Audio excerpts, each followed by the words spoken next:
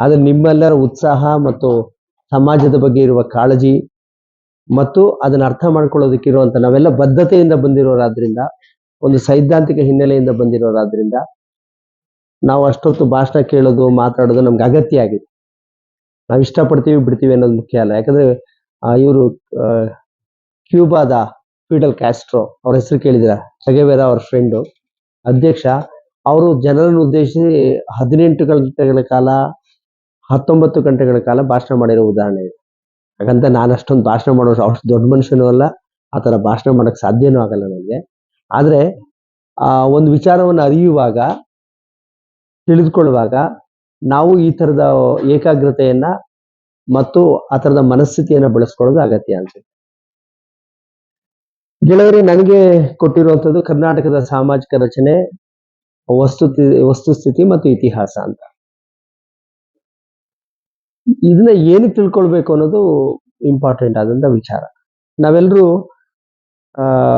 ನಮ್ಮ ಕಾರ್ಯಕ್ಷೇತ್ರ ಕರ್ನಾಟಕದ ಎಲ್ಲ ಭಾಗಗಳು, ಮತ್ತು ಅಲ್ಲಿ ಕರ್ನಾಟಕದಲ್ಲಿ ನಾವು ಸಂಶೋಧನೆ ಮಾಡಬೇಕಾದ್ರೆ ಅಥವಾ ಯಾವುದೇ ಕ್ರಿಯಾಶೀಲ ಚಟುವಟಿಕೆಯಲ್ಲಿ ತೊಡ್ಕೋಬೇಕಾದ್ರೆ ನಾವು ನಮ್ಮ ನಾಡನ್ನ, ನಮ್ಮ ಸಮಾಜವನ್ನ, ನಮ್ಮ ಜನರನ್ನ, ನಮ್ಮ ಕೌಟುಂಬಿಕ ವ್ಯವಸ್ಥೆಯನ್ನ, ಜಾತಿ ವ್ಯವಸ್ಥೆಯನ್ನ, ನಮ್ಮ ಸಂಸ್ಕೃತಿಯನ್ನ, ಇಲ್ಲಿ ನೆಲೆಗೊಂಡಿರುವ ಎಲ್ಲ ರೀತಿಯ ವಿಚಾರಗಳನ್ನು ಗ್ರಹಿಸಿ ಅರ್ಥ ಮಾಡಿಕೊಂಡು ಮುನ್ನಡೆ ಇಡಬೇಕಾಗುತ್ತೆ.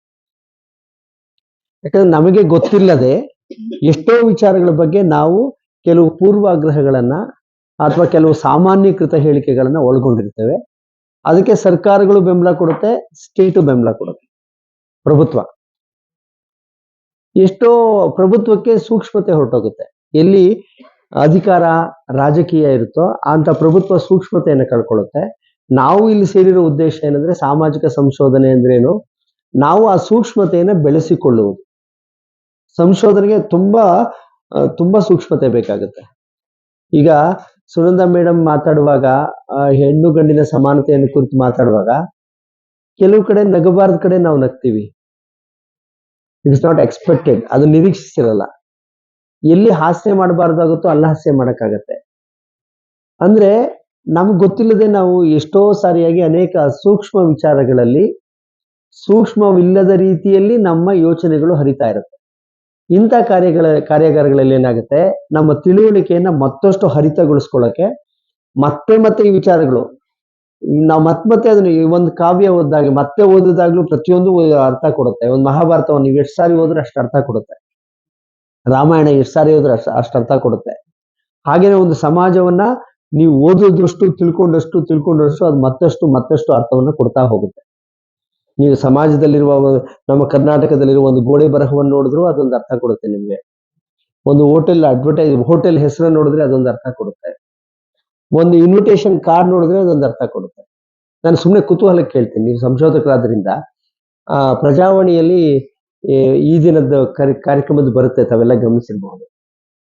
ಈ ದಿನದ ಕಾರ್ಯಕ್ರಮದಲ್ಲಿ ಯಾವ ತರದ ಕಾರ್ಯಕ್ರಮಗಳು ಪ್ರತಿದಿನ ನಡೆಯುತ್ತೆ ನಗರದಲ್ಲಿ ಅಥವಾ ಕರ್ನಾಟಕದಲ್ಲಿ, ಮತ್ತು ಯಾವ ಕಾರ್ಯಕ್ರಮಗಳು ಅಲ್ಲಿ ಸ್ಥಾನವನ್ನ ಪಡೀತವೆ, ಅದನ್ನ ನೀವು ಒಂದು ಸುಮ್ಮನೆ ಸಂಶೋಧನೆ ಮಾಡಿ. ಅಂದ್ರೆ ಸಾರ್ವಜನಿಕ ಜಾಗ, ಸಾರ್ವಜನಿಕ ಸ್ಥಳ ಅನ್ನೋದು ಕರ್ನಾಟಕದ ಯಾವ ಜಾತಿಗಳ ಪಾಲಾಗಿದೆ ಅಂತ ನಿಮ್ಗೆ ಗೊತ್ತಾಗ. ಅದಕ್ಕೆ ದೊಡ್ಡ ಸಂಶೋಧನೆಯನ್ನು ಮಾಡಬೇಕಾಗಿಲ್ಲ. ಅಂದ್ರೆ ಅಂತ ಒಂದು ಸೂಕ್ಷ್ಮ ಗ್ರಹಿಕೆ,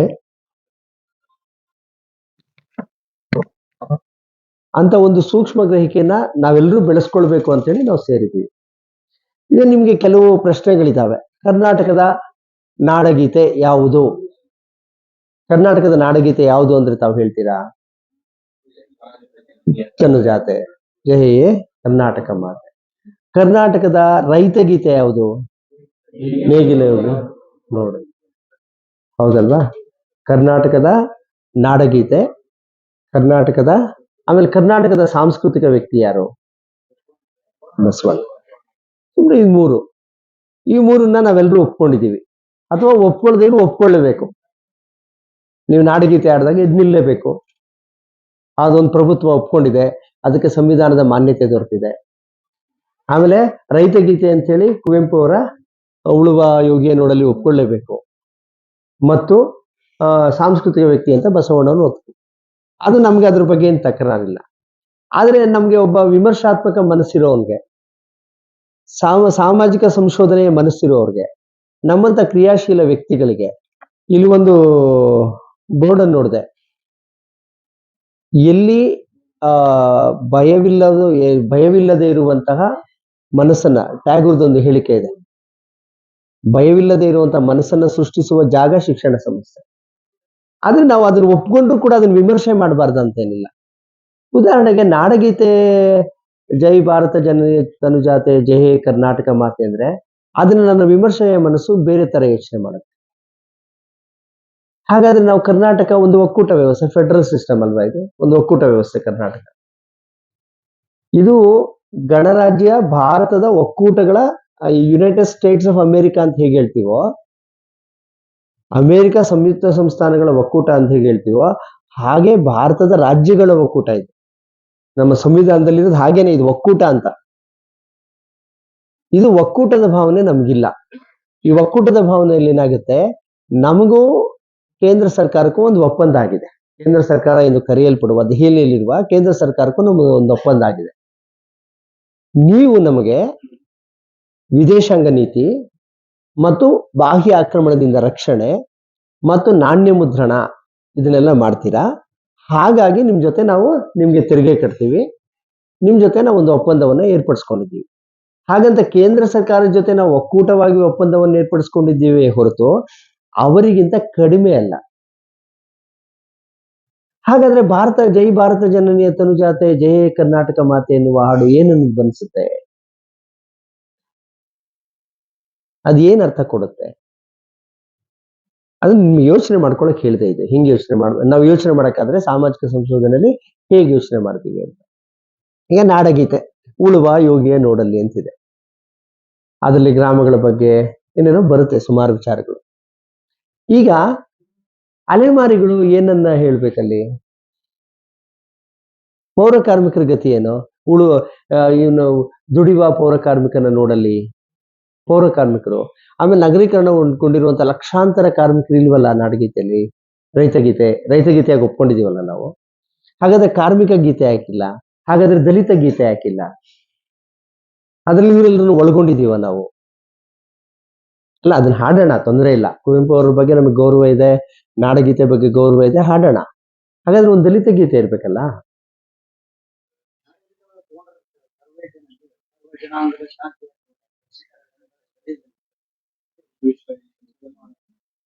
ಬಾರ್ಷಿಕ ಜೈನ ಉದ್ಯಾನ ಹಾಗೆ ಹೇಳ್ರಿ. ಜೈ ಭಾರತ ಜನನಿಯ ತನುಜಾತೆ ಜಯ ಹೇ ಮಾತೆ. ಭಾರತ ಜನನಿಯ ತನುಜಾತೆಯಾಗಿ ನೀನು ಒಕ್ಕೂಟವಾಗಿ ಸರಿಸಮಾನವಾಗಿಲ್ಲ. ಈಗ ನಮ್ಗಿರೋ ಸಮಸ್ಯೆ ಏನು? ಕೇಂದ್ರ ಸರ್ಕಾರ ಮತ್ತು ರಾಜ್ಯ ಸರ್ಕಾರಗಳ ನಡುವೆ ನಮ್ಮ ತೆರಿಗೆ ಕಟ್ತೀವಿ ನಾವು. ನಮ್ಮ ತೆರಿಗೆಯ ಬಹುಪಾಲು ಕರ್ನಾಟಕದ್ದು ಎಲ್ಲಿ ಹೋಯ್ತು ಅನ್ನೋದು ಪ್ರಶ್ನೆ. ನಮ್ಗೆ ಹಂಚಿಕೆ ಆಗ್ಬೇಕಾಗತ್ತೆ. ಇದು ಒಕ್ಕೂಟ. ಇದು ರಾಜ್ಯಗಳ ಹಕ್ಕಿದೆ, ಕೇಂದ್ರದ ಹಕ್ಕು ಇದೆ. ಒಕ್ಕೂಟ ವ್ಯವಸ್ಥೆಯಲ್ಲಿ ನಮ್ಗೆ ಅಸಮಾನವಾಗಿರ್ಬೇಕಂತಿಲ್ಲ. ಅದು ಆ ಒಕ್ಕೂಟ ವ್ಯವಸ್ಥೆಯನ್ನ ನಿಜವಾಗಿಯೂ ಇದನ್ನ ಟೀಕೆ ಮಾಡ್ತಿಲ್ಲ ನಾನು, ಇದು ಪ್ರತಿನಿಧಿಸ್ತಿದೆಯಾ ಅಂತ ಕೇಳ್ತಿದ್ದೀನಿ. ರೈತ ಗೀತೆ ಇರುವ ಹಾಗೆ ಭಾರತ ದೇಶ ಒಂದು ನಮ್ಮ ಸ್ವಾತಂತ್ರ್ಯ ಹೋರಾಟ ಭಾರತಕ್ಕಂತ ನಾವು ಹೋರಾಡಿದ್ವಿ. ಇವತ್ತ ನಾವು ಟ್ಯಾಕ್ಸ್ ಕಟ್ಟಿದ್ರು ನೀರು ಕೇಂದ್ರ ಸರ್ಕಾರದಿಂದ ನಮ್ಮ ರಾಜ್ಯಕ್ಕೆ ಅನುದಾನ ಬರುತ್ತಲ್ಲ, ದೊಡ್ಡ ದೊಡ್ಡ ರಸ್ತೆ ಆಗಲಿ ಕರ್ನಾಟಕ ಎಲ್ಲ ಉಂಟು. ಹೌದು, ನೀವು ಹೇಳಿದ್ ಕರೆಕ್ಟ್. ಏನಾಗುತ್ತೆ ಅಂದ್ರೆ ನಾವು ಕೇಂದ್ರ ಸರ್ಕಾರದ ಜೊತೆ ನಾವು ನಮ್ಮ ಸಮಾನ ಪಾಲನ ಪಡೆಯುತ್ತಿಲ್ಲ ಅನ್ನೋದು ಪ್ರಶ್ನೆ. ಕೇಂದ್ರ ಸರ್ಕಾರ ಕೊಡ್ತಿಲ್ಲ ಅಂತಾಗ್ಲಿ, ಅಥವಾ ಕೇಂದ್ರ ಸರ್ಕಾರ ಅಂತಲ್ಲ, ಎಲ್ಲ ಕೇಂದ್ರ ಸರ್ಕಾರಗಳು ನಮಗೆ ನೀಡಬೇಕಾದಲ್ಲ, ರಾಜ್ಯಗಳಿಗೆ ನೀಡಬೇಕಾದ ಪಾಲನ್ನ ನೀಡುತ್ತೇವೆಯೇ? ಅದು ಪ್ರಶ್ನೆ. ನಮ್ಮ ಜನರ ತೆರಿಗೆಯ ಹಣವೋ, ನಮ್ಮ ಜನರು ಕಷ್ಟಪಟ್ಟು ಬೆವರು ಸುರಿಸಿದ ಹಣವೋ, ಅದು ಅವ್ರ GST ಮೂಲಕ ಪ್ರತಿಯೊಬ್ಬ ಪ್ರಜೆಯೂ ತೆರಿಗೆಯನ್ನು ಕಟ್ತಾರೆ. ಅದು ನಮಗೆ ಪಾಲನ್ ಕೇಳ್ತಾ ಇದೀವಿ ನಾವು. ನೀವು ಕೊಟ್ಟಿಲ್ಲಪ್ಪ, ನೀವೇನು ಕೊಟ್ಟೇ ಇಲ್ಲ ಅಂತ. ಕೊಟ್ಟಿದೀಯಾ? ನೀನು ಕೊಡ್ಬೇಕಾಗಿರೋಷ್ಟು ಕೊಡ್ತಿಲ್ಲ ಅಂತ. ನಮ್ಮ ಪಾಲನ್ ಕೊಡ್ಬೇಕಾದಷ್ಟು ಕೊಡ್ತಿಲ್ಲ. ನಮ್ಮ ಪಾಲನ್ ನಾವು ಕೇಳ್ತಾ ಇದೀವಿ.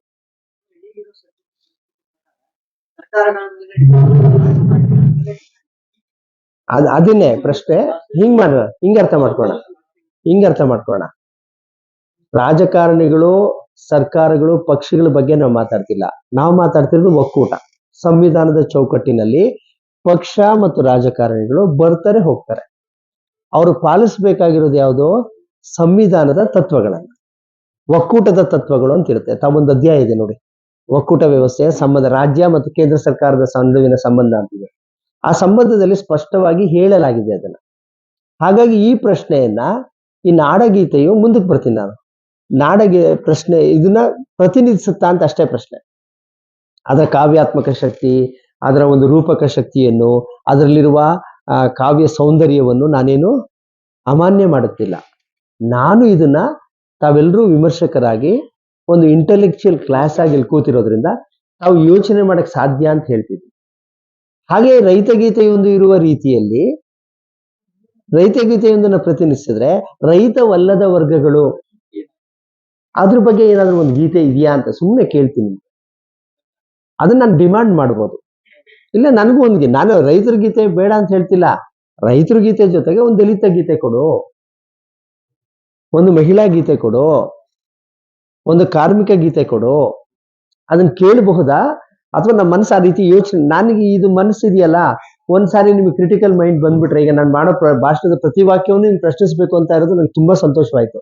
ಈ ತಕ್ಷಣ ಕೇಳಿದ್ರಲ್ಲ, ನನ್ಗೆ ಎಷ್ಟು ಹೆಮ್ಮೆ ಬಂತು ಅಂದ್ರೆ, ಹೌದು, ನಾನು ಹೇಳುತ್ತಿರುವ ವಿಚಾರಗಳು ಅವರಲ್ಲಿ ಮತ್ತೊಂದು ವಿಚಾರವನ್ನು ಉಂಟು ಮಾಡ್ತಿದೆ ಅಂತ. ನೀವು ಪ್ರತಿಪಾದಿಸುವ ವಿಚಾರಗಳು, ನಾನು ಪ್ರತಿಪಾದಿಸುವ ವಿಚಾರವು ಇನ್ನೊಬ್ಬರಲ್ಲಿ ಚಿಂತನೆಯನ್ನ, ಮರುಚಿಂತನೆಯನ್ನ ಅಥವಾ ಪ್ರತಿಫಲನವನ್ನು ಉಂಟು ಮಾಡಿದ್ರೆ ರಿಫ್ಲೆಕ್ಸಿವ್ ಆಕ್ಟಿವಿಟಿ ಅಂತ ಕರಿತೀವಿ ಫಿಲಾಸಫಿನಲ್ಲಿ. ತತ್ವಶಾಸ್ತ್ರದಲ್ಲಿ ರಿಫ್ಲೆಕ್ಸಿವ್ ಆಕ್ಟಿವಿಟಿ ಅಂತಾರೆ. ಆ ರಿಫ್ಲೆಕ್ಸಿವ್ ಆಕ್ಟಿವಿಟಿ ಉಂಟು ಮಾಡಿದ್ರೆ ಮಾತ್ರ ನಾವು ಪರಸ್ಪರ ಕೂತಿರೋದಕ್ಕೆ ಮತ್ತು ಮಾತಾಡೋದಕ್ಕೆ, ಚರ್ಚೆ ಮಾಡೋದಕ್ಕೆ ಒಂದು ಒಳ್ಳೆ ಅವಕಾಶ ಇದೆ ಅಂತ. ಅದೇ ಸಂಶೋಧನೆ. ಆಗ ತಕ್ಷಣ ಒಂದು ಪ್ರಶ್ನೆ ಬಂತಲ್ಲ, yes, you are moving towards 1 inch towards social research. ನೀವು ಪ್ರಶ್ನೆ ಬಂದ ತಕ್ಷಣ ಅನಿಸ್ತು you are a good researcher ಅಂತ. ಯಾಕಂದ್ರೆ ತಕ್ಷಣ ನಿಮ್ಗೆ ಒಂದು ಹೆಜ್ಜೆ ಸಂಶೋಧನೆಗೆ ನೀವು ಮುಂದುವರೆದ್ಬಿಟ್ರೆ ಅಲ್ಲಿಗೆ. ಇಲ್ಲಿ ನಾವೆಲ್ಲ ಕೂತ್ಕೊಂಡಿದ್ದಕ್ಕೂ ಸಾರ್ಥಕ ಆಗುತ್ತೆ ಅಂತ. ಹಾಗೆ ಸಾಂಸ್ಕೃತಿಕ ವ್ಯಕ್ತಿ ಬಸವಣ್ಣ ಅಂತ ಹೇಳ್ತಾರೆ. ಅದ್ ನನ್ಗನ್ಸುತ್ತೆ, ಕೊರಗಜ್ಜ ಯಾಕೆ ಸಾಂಸ್ಕೃತಿಕ ವ್ಯಕ್ತಿ ಅಲ್ಲ? ದಕ್ಷಿಣ ಕನ್ನಡದಲ್ಲಿ ಕೊರಗಜ್ಜ ತುಂಬಾ ಪ್ರಸಿದ್ಧ ತಾನೆ, ದೈವ, ಕೊರಗ ದೈವ. ಯಾಕೆ ಸಾಂಸ್ಕೃತಿಕ ವ್ಯಕ್ತಿ ಅಲ್ಲ? ನಮ್ಮ ಮೈಸೂರು ಭಾಗದಲ್ಲಿ ಮಲೆ ಮಹದೇಶ್ವರ ಯಾಕೆ ಸಾಂಸ್ಕೃತಿಕ ವ್ಯಕ್ತಿ ಅಲ್ಲ? ಹಿರಿಯೂರು, ಚಿಕ್ಕಮಗಳೂರು ಇದ್ರ ಕಡೆ ಎಲ್ಲ ಜುಂಜಪ್ಪ ಯಾಕೆ ಸಾಂಸ್ಕೃತಿಕ ವ್ಯಕ್ತಿ ಅಲ್ಲ?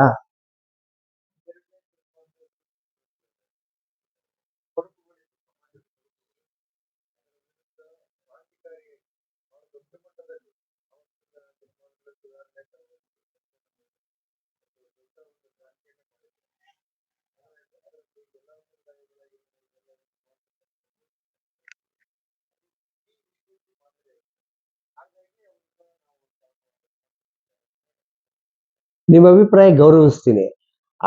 ಅದ್ರ ಬಗ್ಗೆ ನನ್ನ ಅಭಿಪ್ರಾಯ ಬೇರೆ ಇದೆ ಅಂತ.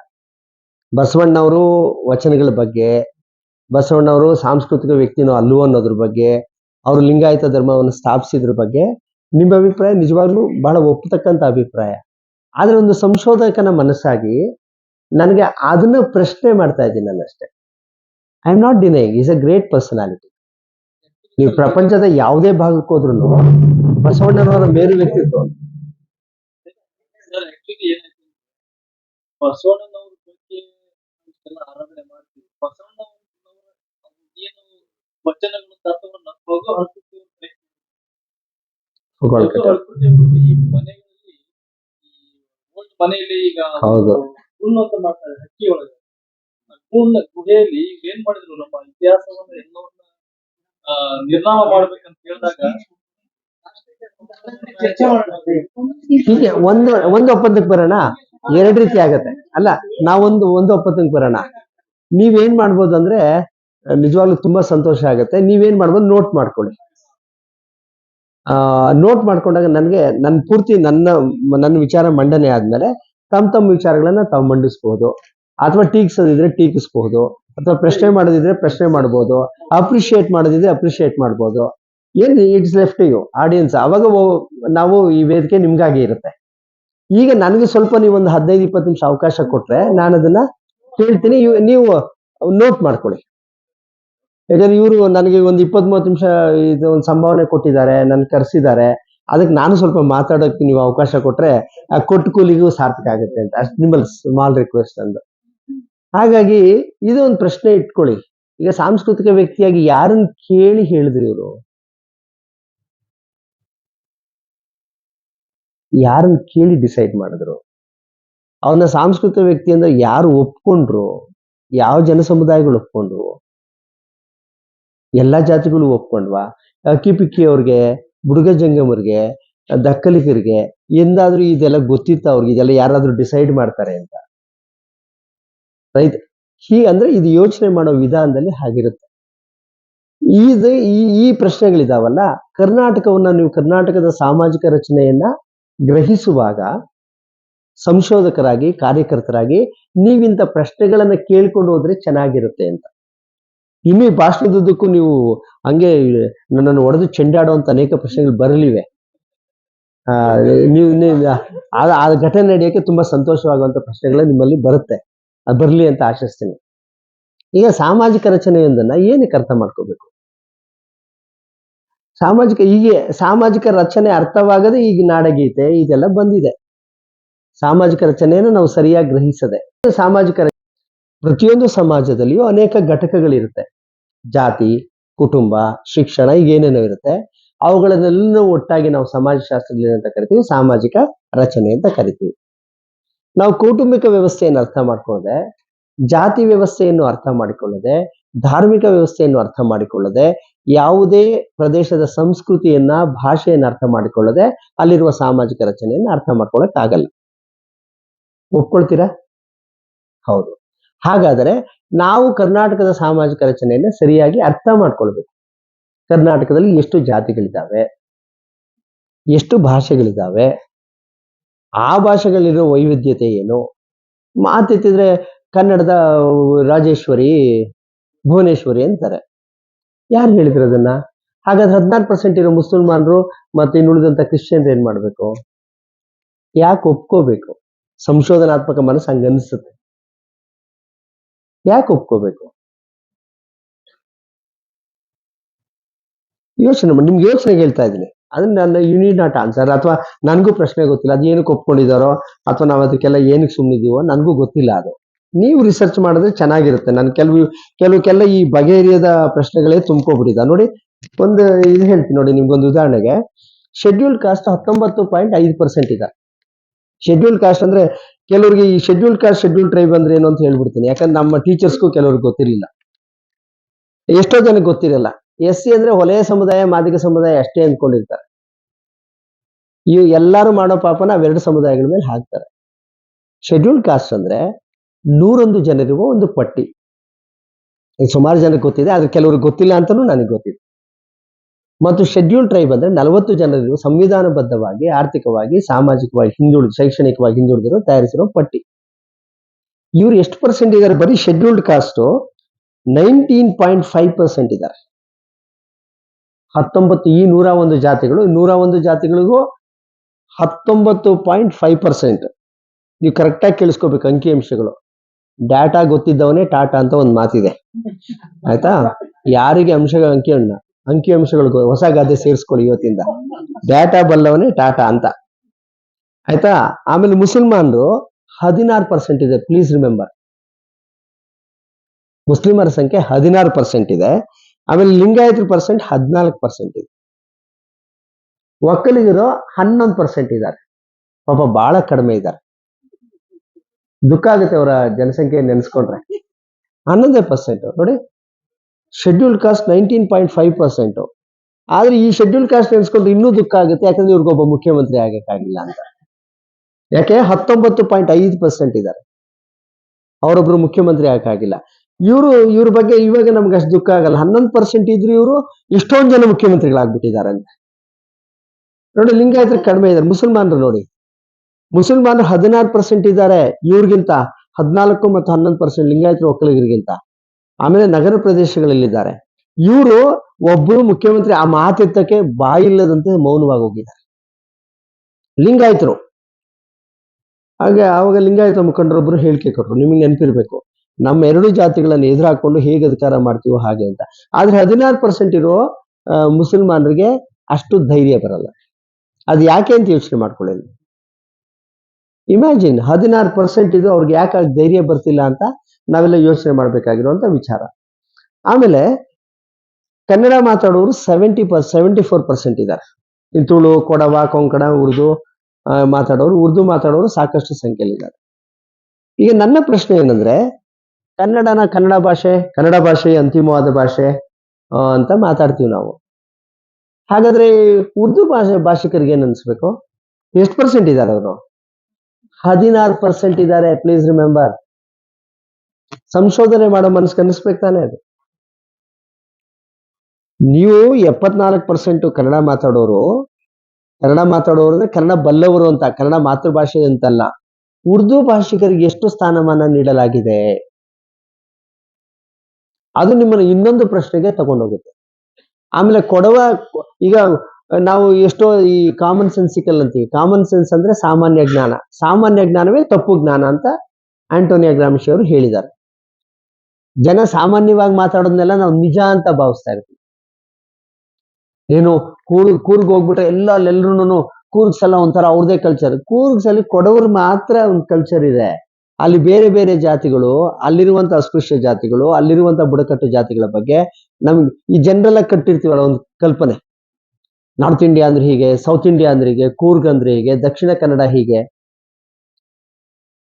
ನನ್ಗೂ ಹಾಗಾಗಿ ಅಂಥದನ್ನ ಯೋಚನೆ ಮಾಡಿ. ಈಗ ಕೊಡಗು ಅಂದ್ರೆ ನಮ್ ಕಲ್ಪನೆ ಏನ್ ಬರುತ್ತೆ ಕಣ್ಮುಂದೆ, ಅದನ್ನ ಒಡೆದಾಕೋಬೇಕಾಗುತ್ತೆ. ಸೂಕ್ಷ್ಮವಾಗಿ ನೀವು ಸಾಮಾಜಿಕ ರಚನೆಯನ್ನು ನೋಡಿದ್ರೆ ಅಲ್ಲಿ ಕೊಡವ ಭಾಷೆ ಪ್ರಧಾನವಾಗಿದೆ.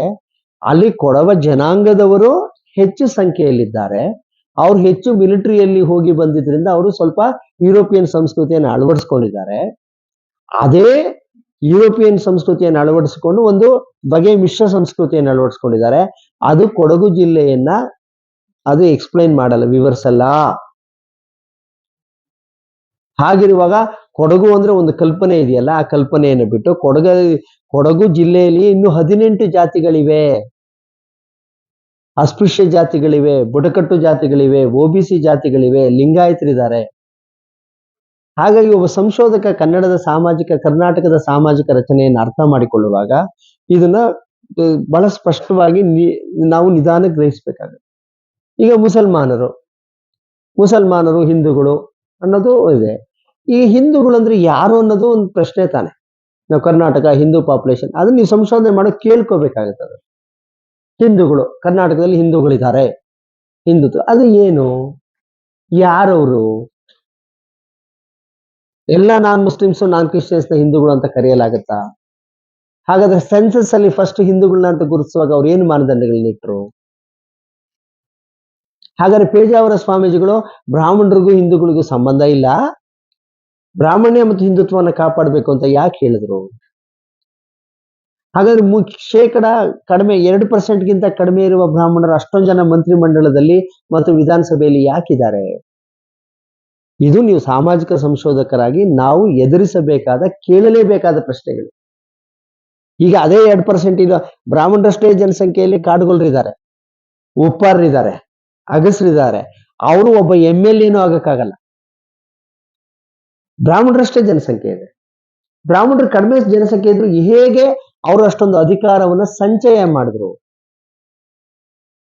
ಆಮೇಲೆ ಕೆಲವು ಜಾತಿಗಳಂತೂ ಅವ್ರ ಕನಸು ಮನಸ್ಸಲ್ಲಿಯೂ ಮುಖ್ಯಮಂತ್ರಿಯ ಕನಸು ಕಾಣೋದಿರ್ಲಿ, ಜಿಲ್ಲಾ ಪಂಚಾಯತ್ ಗ್ರಾಮ ಪಂಚಾಯತ್ ಸದಸ್ಯನಾಗಲು ಸಾಧ್ಯವಿಲ್ಲ. ದಕ್ಕಲಿಗ ಸಮುದಾಯ ಇಟ್ಕೊಳ್ಳಿ, ನಮ್ಮ ಅಲೆಮಾರಿ ಸಮುದಾಯಗಳು ಅವ್ರ ಕನಸು ಮನಸ್ಸಿನಲ್ಲಿಯೂ ಜಿಲ್ಲಾ ಪಂಚಾಯತ್ ಸದಸ್ಯತ್ವ ಅಥವಾ ಇತರರೊಂದಿಗೆ ಸಮಾನವಾಗಿ ಬೆರೆಯುವ, ಇದು ಒಬ್ಬ ಕರ್ನಾಟಕದಲ್ಲಿ ವಾಸಿಸುವ ಪ್ರತಿಯೊಬ್ಬ ಕಾರ್ಯಕರ್ತನಿಗೂ, ಪ್ರತಿಯೊಬ್ಬ ಸೂಕ್ಷ್ಮ ಮನಸ್ಸಿನಿಗೂ, ಒಬ್ಬ ಸಮಾಜಶಾಸ್ತ್ರದ ವಿದ್ಯಾರ್ಥಿಗೂ ಮತ್ತು ಒಬ್ಬ ಸಾಮಾಜಿಕ ಸಂಶೋಧನೆಗೂ ತಿಳಿದಿಲ್ಲದೆ ಹೋದ್ರೆ ನಾವು ಸಾಮಾಜಿಕ ರಚನೆಯನ್ನ ತಪ್ಪಾಗಿ ಅರ್ಥ ಮಾಡ್ಕೊಳ್ತೀವಿ. ಹಾಗೆ ಮಂಗಳೂರಿನ ಬಗ್ಗೆ ಏನು ತುಂಬಾ ಚಿತ್ರಣ, ದಕ್ಷಿಣ ಕನ್ನಡ ಜಿಲ್ಲೆಯಲ್ಲಿ ಭೂತದ ಆರಾಧನೆ ಇದೆ, ಅದು ಇದೆ, ಅಲ್ಲಿದೆ. ಆದ್ರೆ ಅದು ಸಂಸ್ಕೃತಿ ತುಂಬಾ ವೈವಿಧ್ಯಮಯವಾದ ಸಂಸ್ಕೃತಿ ಇರುವಂಥದ್ದು. ಅಲ್ಲಿರುವಷ್ಟು ವೈದಿಕ ದೈವಗಳನ್ನ, ಯಾವ ಮೇನ್ ದೇವರುಗಳಿದಾವಲ್ಲ, ರಾಮ ಕೃಷ್ಣ ಶಿವ, ಈ ದೇವರುಗಳು ಮಹಾಭಾರತ ರಾಮಾಯಣ ಓದಿ ದೇವರುಗಳು ಹೊಸದಾಗಿ ಉತ್ಪತ್ತಿ ಆಗಿವೆ ಮತ್ತು ಅದಕ್ಕೆ ಹೊಸ ಜೀವ ಬರುತ್ತೆ ನೋಡಿ. ಕೆಲವು ಟೈಮ್ಗಳು ಪಾಪ್ಯುಲರ್ ಸ್ಟಾರ್ ಆಗಿ ಹೋಗ್ತಾರೆ. ರಾಘವೇಂದ್ರ ಸ್ವಾಮೀಜಿಗಳು ನಾನು ಚಿಕ್ಕಂದಲ್ಲಿರುವವರೆಗೂ ಅವ್ರೇನಂತ ಪ್ರಸಿದ್ಧ ದೇವರಾಗಿರ್ಲಿಲ್ಲ. ಅವರು ನಿಜ ನಾವು ನೋಡಿರ್ಲಿಲ್ಲ, ಪ್ರಾಮಾಣಿಕವಾಗಿ ಹೇಳ್ತೀನಿ, ನಾನು ಇಂದೂ ನೋಡೇ ಇರಲಿಲ್ಲ. ಒಂದ್ ದಿವಸ ಕ್ಯಾಲೆಂಡರ್ ಬಂತು ನಮ್ಮ ಮನೆಗೆ, ಒಬ್ಬ ಗಡ್ಡವಿರುವ ಸ್ವಲ್ಪ ನುಣುಪಾದ ಹೊಟ್ಟೆ ಇರುವಂತಹ ಮೇಲಂಗಿಯನ್ನು ಮೇಲು ವಸ್ತ್ರವನ್ನು ಧರಿಸಿರುವ ಒಂದು ವ್ಯಕ್ತಿಯ ಫೋಟೋ ಬಂತು. ನಾನು ನಿಜವಾಗ್ಲೂ ನಮ್ಮ ತಾಯಿನ ಕೇಳಿದೆ, ಯಾರು ಅಂದ್ರೆ ರಾಘವೇಂದ್ರ ಅಂತ ಹೇಳಿ. ಯಾವಾಗ ಡಾಕ್ಟರ್ ರಾಜ್ಕುಮಾರ್ ಅವರ ಚಲನಚಿತ್ರ ಬಂತೋ, ವಾರ ಬಂತಮ್ಮ ಗುರುವಾರ ಬಂತಮ್ಮ ಹಾಡು ಬಂತೋ, ಆಗ ಆ ದೇವರು ಪ್ರಮುಖ ಸ್ಥಾನಕ್ಕೆ ಬರ್ತಾರೆ. ಅಯ್ಯಪ್ಪ ಒಂದ್ ಕಾಲದಲ್ಲಿ ಪ್ರಮುಖ ಸ್ಥಾನಕ್ಕೆ ಬಂದ್ರು. ಈಗ ಅಯ್ಯಪ್ಪನವ್ರದ್ದು ಈಗ ಅಯೋಧ್ಯೆಯಲ್ಲಿ ರಾಮ ಪ್ರತಿಷ್ಠಾಪನೆ ಆದ ಮೇಲೆ ಕೆಲವು ದೇವತೆಗಳು ಸಂಸ್ಕೃತಿಯಲ್ಲಿ ಈ ತರ ಪಲ್ಲಟ ಆಗ್ತಿರುತ್ತೆ. ಅದಕ್ಕೆ ರಾಜಕೀಯ ಕಾರಣ ಇರ್ಬೋದು, ಸಾಮಾಜಿಕ ಕಾರಣ ನೀವು ತಿಳ್ಕೋಬಹುದು. ಅಂದ್ರೆ ದೇವರುಗಳ ಈ ಇದನ್ನು ಸ್ಥಾನನು ಶಾಶ್ವತವಾಗಿರಲ್ಲ ಒಂದು ಸಂಸ್ಕೃತಿಯಲ್ಲಿ. ಕೆಲವು ಸಾರಿ ಕೆಲವು ದೇವತೆಗಳಿಗೆ ಸ್ಟಾರ್ ವ್ಯಾಲ್ಯೂ ಬರುತ್ತೆ, ಕೆಲವು ದೇವತೆಗಳು ಫೇಡ್ ಔಟ್ ಆಗಿ ಹೋಗ್ತಾರೆ. ಈ ಓಲ್ಡ್ ಸ್ಟಾರ್ಸ್ ತರ. ಈಗ ನೀವ್ಯಾರು ಇದು ಹಳೆಯ ನಟರನ್ನ ಯಾರು ನೆನಪಿಸ್ಕೊಳಲ್ವಲ್ಲ, ಎಷ್ಟೇ ಪ್ರಸಿದ್ಧ ನಟರಾಗಿದ್ರು ಈಗ ರನ್ನಿಂಗ್ ಯಾರು ಪ್ರಸಿದ್ಧ ದೇವತೆಗಳು. ಹಾಗೆ ಸಂಸ್ಕೃತಿಯು ಇದಕ್ಕೆಲ್ಲ ಒಂದೇನಂದ್ರೆ ಸಂಶೋಧಕರಾಗಿ ನಾವು ಅರ್ಥ ಮಾಡ್ಕೊಳ್ಬೇಕಿರೋದು ಸಾಂಸ್ಕೃತಿಕವಾದ ರಾಜಕೀಯವಾದ ಕಾರಣಗಳಿರುತ್ತೆ. ಹಾಗಾಗಿ ನೀವು ದಕ್ಷಿಣ ಕನ್ನಡ ಜಿಲ್ಲೆಯನ್ನು ಅಮೂಲಾಗ್ರವಾಗಿ ಪರಿಶೀಲನೆ ಮಾಡಿದ್ರೆ, ಯಾರಾದ್ರೂ ಅದು ಅಂತ ಪ್ರಯೋಗ ಶಾಲೆ ಅಲ್ಲಿ ಹಿಂಸೆ ಇದೆ ಅಂದ್ರೆ ಅಲ್ಲಿ ಹಿಂಸೆ ಮಾಡ್ತಿರೋದು ಅಲ್ಲಿರೋ ಜನರಲ್ವೇ ಅಲ್ಲ. ನಾನು ಅರುಣ್ ಚಂದ್ರಶೇಖರ್ ಅವರು ನಾವು ಕೊರಗರ ಹಾಡಿಗಳಿಗೆ ಹೋಗಿ ಭೇಟಿ ಕೊಟ್ಟಿದ್ದೀವಿ. ಅಲ್ಲಿ ಸುಮಾರು ಜನರ ಪರಿಚಯ ಇದೆ. ಸಾಮಾನ್ಯ ಜನರು, ಗ್ರಾಮೀಣ ಪ್ರದೇಶದಲ್ಲಿರೋರು, ದೈವಗಳಿಗೆ ನಡ್ಕೊಳ್ಳೋ ಜನರು, ಅವ್ರು ಎಂದು ಕೋಮು ಹಿಂಸೆಯಲ್ಲಿ ಭಾಗಿಯಾದವರೇ ಅಲ್ಲ. ಇಡೀ ದಕ್ಷಿಣ ಕನ್ನಡ ಜಿಲ್ಲೆಯಲ್ಲಿ ಕೋಮು ಹಿಂಸೆ ಇದೆ. ಆ ತರದ ಹೇಳಿಕೆಗಳನ್ನ ಸಾರ್ವತ್ರಿಕ ಹೇಳಿಕೆಗಳು ಅಂತೀವಿ ಸಂಶೋಧನೆಯಲ್ಲಿ. ಅದನ್ನ universal statements, we do not agree with it.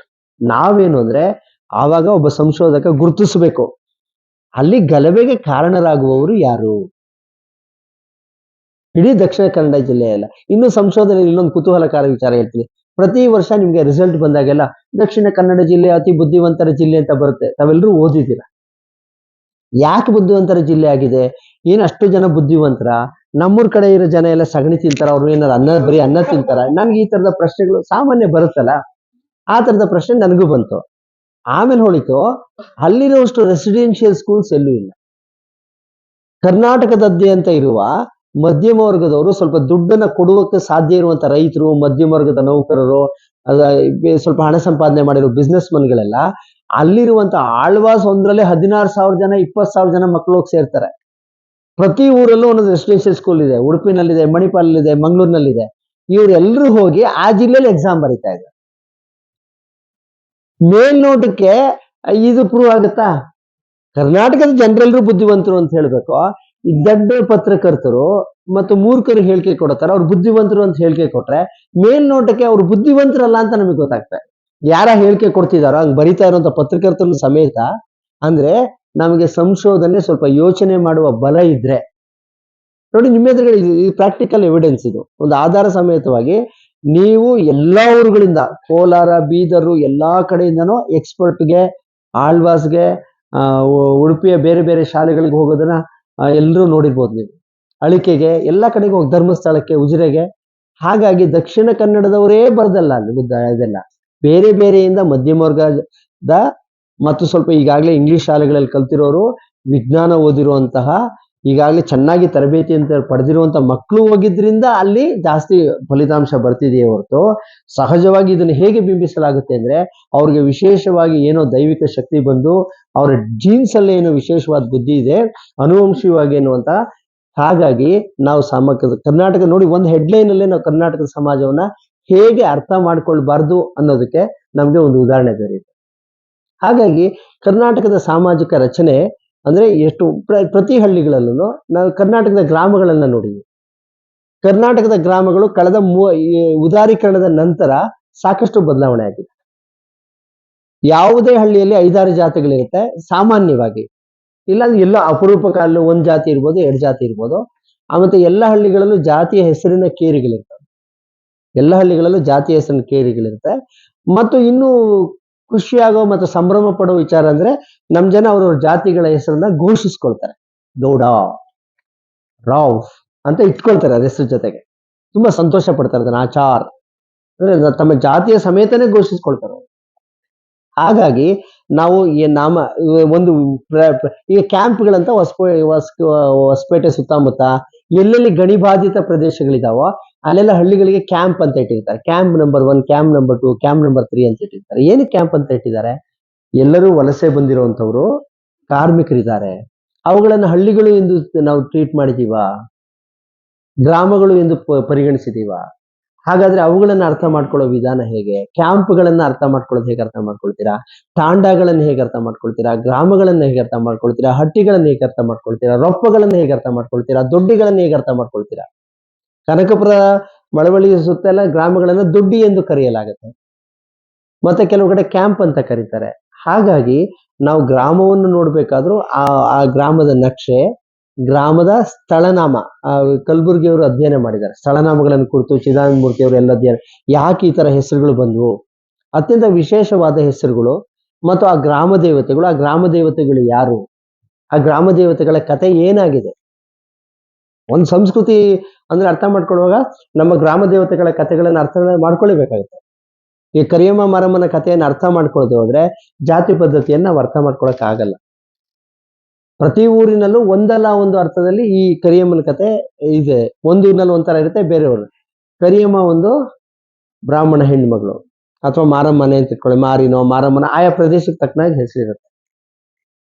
ಅವಳು ಒಬ್ಬ ಬ್ರಾಹ್ಮಣ ವ್ಯಕ್ತಿಯ ಪುರೋಹಿತರ ಮಗಳು. ಅಲ್ಲಿಗೆ ಒಬ್ಬ ಮಾದಿಗ ಸಮುದಾಯದ ಒಬ್ಬ ಹುಡುಗ ಬರ್ತಾನೆ. ಅಲ್ಲಿ ಅವನು ನಾನು ಬ್ರಾಹ್ಮಣ ಅಂತ ಹೇಳ್ಕೊಂಡು ಅಲ್ಲಿ ಅವ್ರ ಮನೆಯಲ್ಲಿ ಬೆಳಿತಾನೆ. ಕೊನೆಗೆ ಆ ಹುಡುಗಿಯನ್ನು ಮದುವೆ ಆಗ್ತಾನೆ. ಯಾರೋ ಕರಿಯಮ್ಮನೋ ಮಾರಮ್ಮನೋ ಮದುವೆ ಆಗ್ತಾನೆ. ಮದುವೆ ಆದಾಗ ಒಂದು ದಿವಸ ಅವ್ರ ತಾಯಿ ಬಂದು ಭೇಟಿ ಕೊಡ್ತಾರೆ.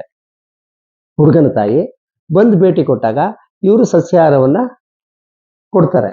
ಆಗ ಆ ತಾಯಿ ಹೇಳ್ತಾರೆ, ಏನಪ್ಪ ಒಂದು ಮಾಂಸ ಇಲ್ಲ, ಒಂದು ಮೂಳೆ ಇಲ್ಲ, ಏನಕ್ಕೆ ಈ ಸಸ್ಯಾಹಾರ ಕೊಟ್ಟೆ ಅಂತ ಸಹಜವಾಗಿ ಹೇಳ್ತಾರೆ.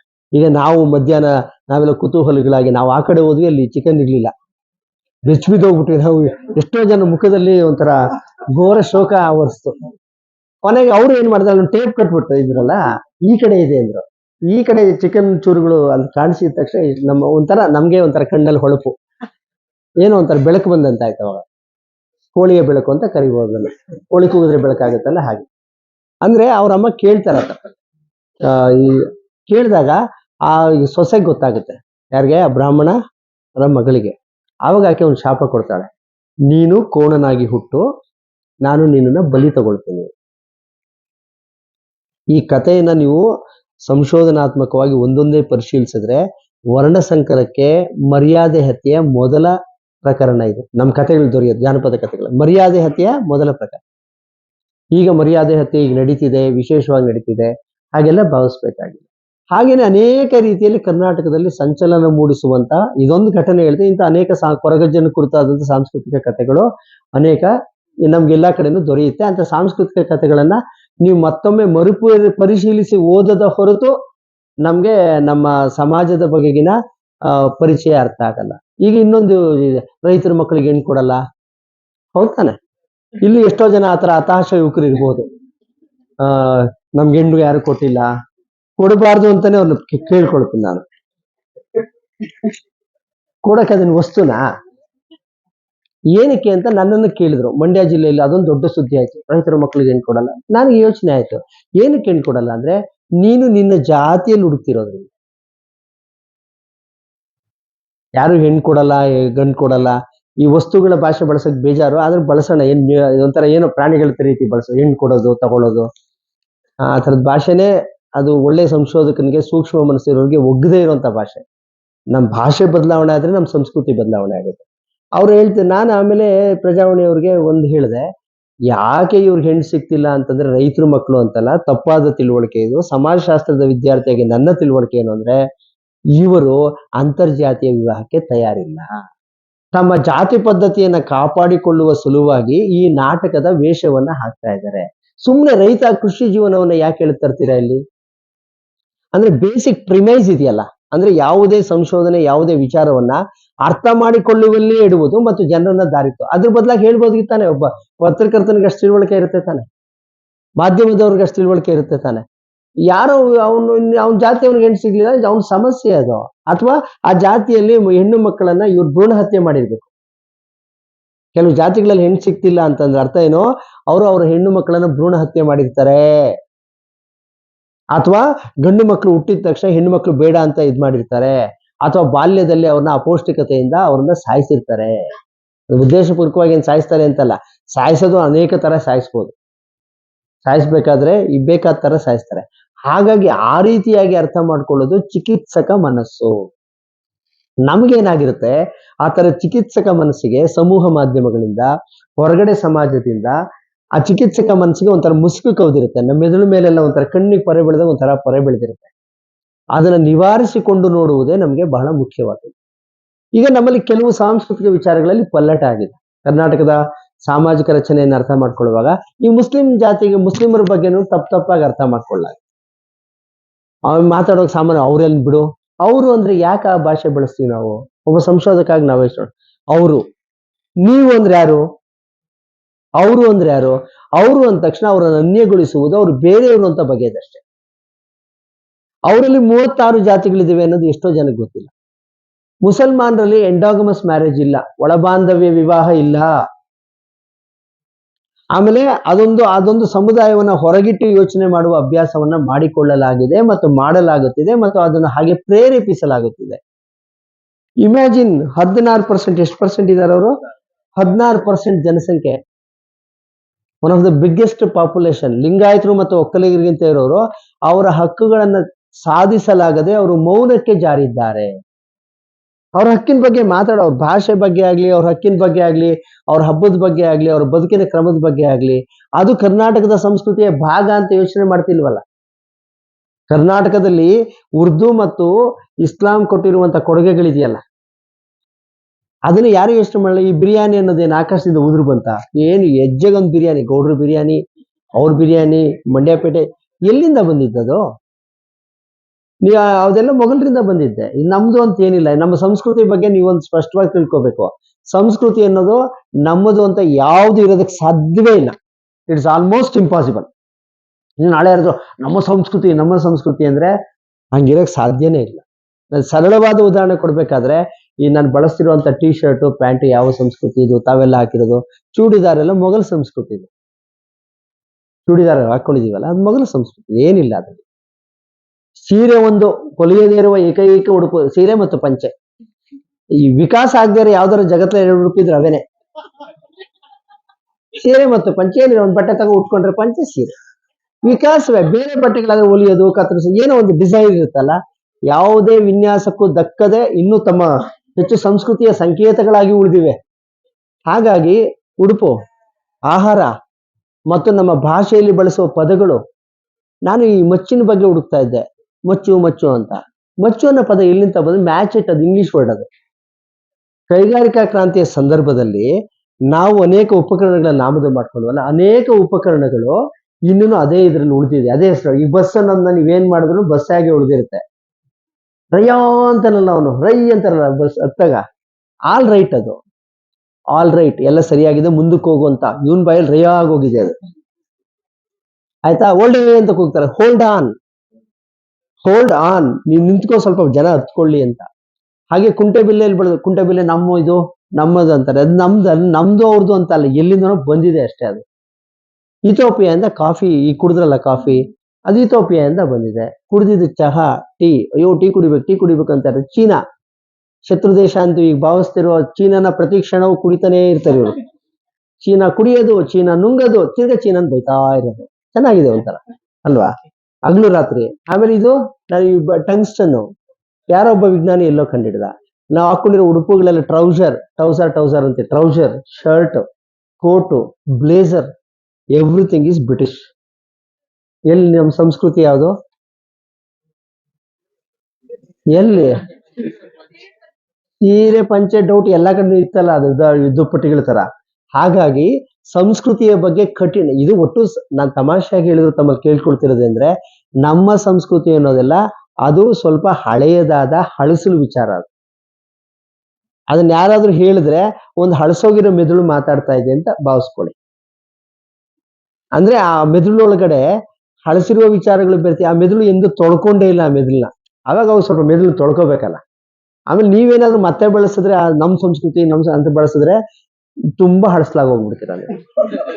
ಅದಕ್ಕೆ ಇಲ್ಲಿರುವ ನನ್ನ ಕಿರಿಯ ಗೆಳೆಯರು, ನೀವೆಂದೂ ಹಳಸಿದ ರೀತಿ ಆಗ್ಬಾರ್ದು ಅಂತ ನನ್ನ ಕೋರಿಕೆ ಅಷ್ಟೇ. ನೀವು ಆಗಿ ಸಂತೋಷ, ಅದ್ರಲ್ಲಿ ತುಂಬಾ ಹೆಮ್ಮೆ ಸಂತೋಷ ಇದ್ರೆ ನೀವು ಹಳಸೋದು ಅಲ್ವಾ.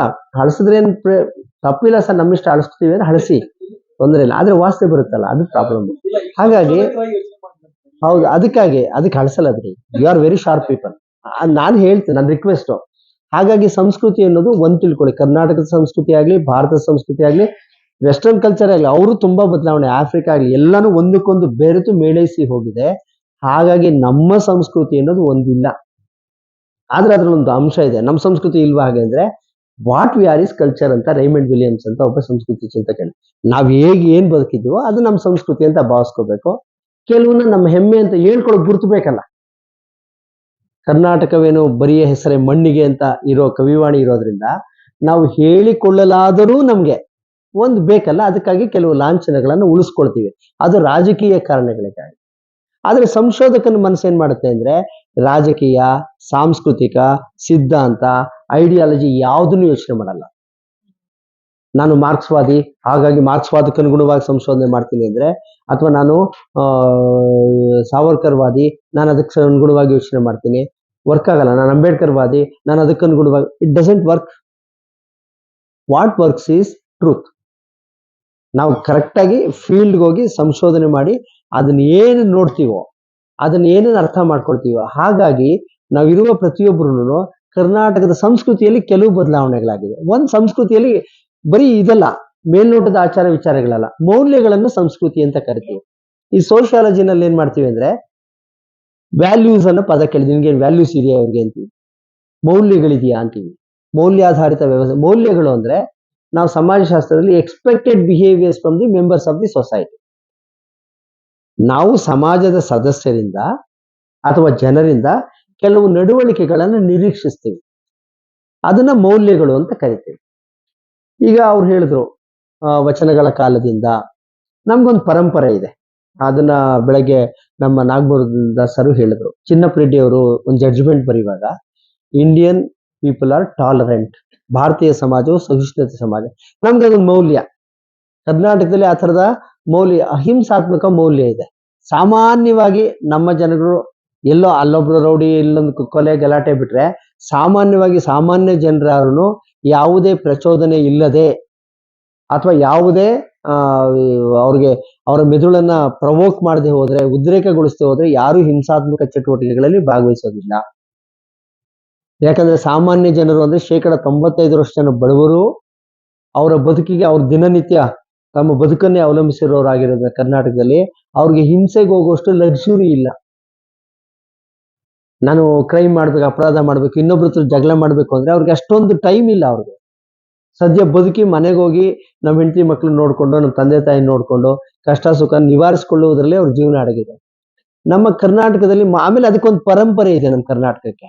ಈಗ ನೀವು ದಾಸರನ್ನ ತಗೊಳ್ಳಿ, ಭಕ್ತಿ ಪಂಥದವ್ರನ್ನ ತಗೊಳ್ಳಿ, ಅಥವಾ ನಮ್ಮ ಹಿರಿಯ ಹೋರಾಟಗಾರರನ್ನ ತಗೊಳ್ಳಿ, ಶಾಂತವೇರಿ ಗೋಪಾಲ್ ಗೌಡ್ರನ್ನ ತಗೊಳ್ಳಿ, ನಮ್ಮ ಕವಿಗಳನ್ನು ಯಾರನ್ನ ತಗೊಂಡ್ರು ಆ ಪಂಪನ ಕಾಲದಿಂದ ಇಲ್ಲಿಯವರೆಗೂ ನಮ್ಗೊಂದು ಮೌಲ್ಯ ವ್ಯವಸ್ಥೆ ಇದೆ. ಕರ್ನಾಟಕದವರು ಹೀಗಿದ್ದಾರೆ ಅಂತ ಒಂದು ಕಲ್ಪನೆ ಇದೆ. ಆ ಕಲ್ಪನೆ ನಿಜವಾದ ಸುಳ್ಳು ನಾವು ಆಮೇಲೆ ಪರಿಶೀಲಿಸೋಣ.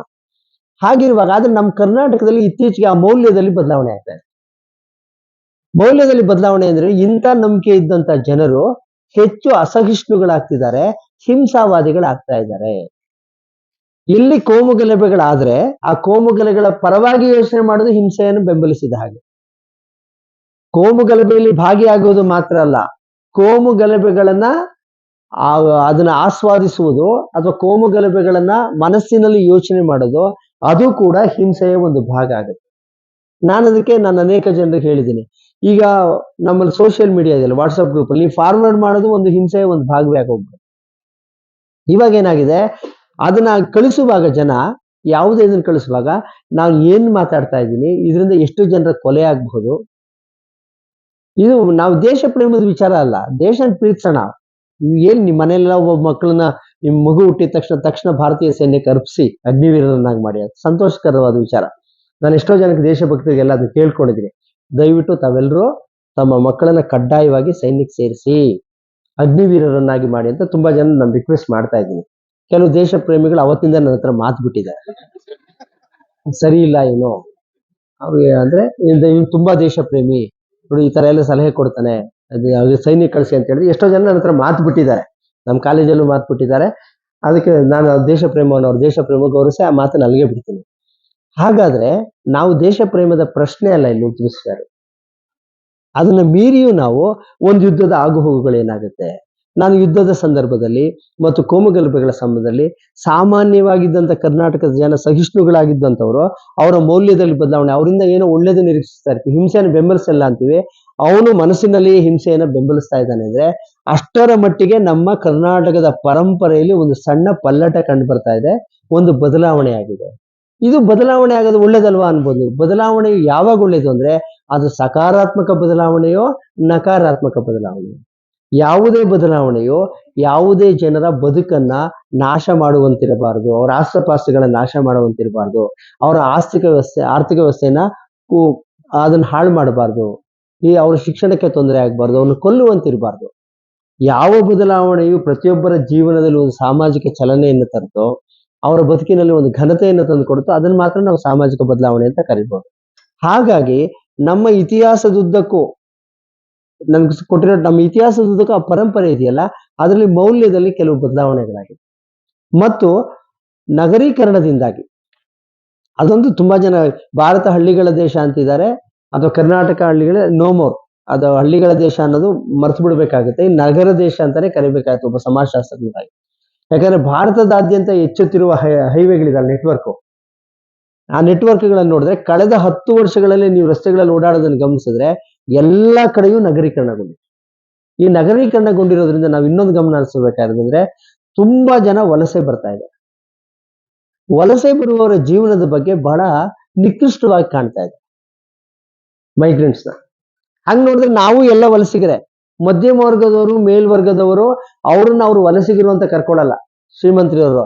ಯಾರಾದ್ರೂ ಬಡವರು ಕನ್ಸ್ಟ್ರಕ್ಷನ್ ವರ್ಕರ್ಸ್ ಆಗಿ ಬಂದ್ರೆ, ಕೂಲಿ ಕಾರ್ಮಿಕರಾಗಿ ಬಂದ್ರೆ, ಹೋಟೆಲ್ ಕಾರ್ಮಿಕರಾಗಿ ಬಂದ್ರೆ ಅವ್ರು ಮಾತ್ರ ಮೈಗ್ರೆಂಟ್ಸ್ ಆಗಿ ಕಾಣ್ತಾರೆ.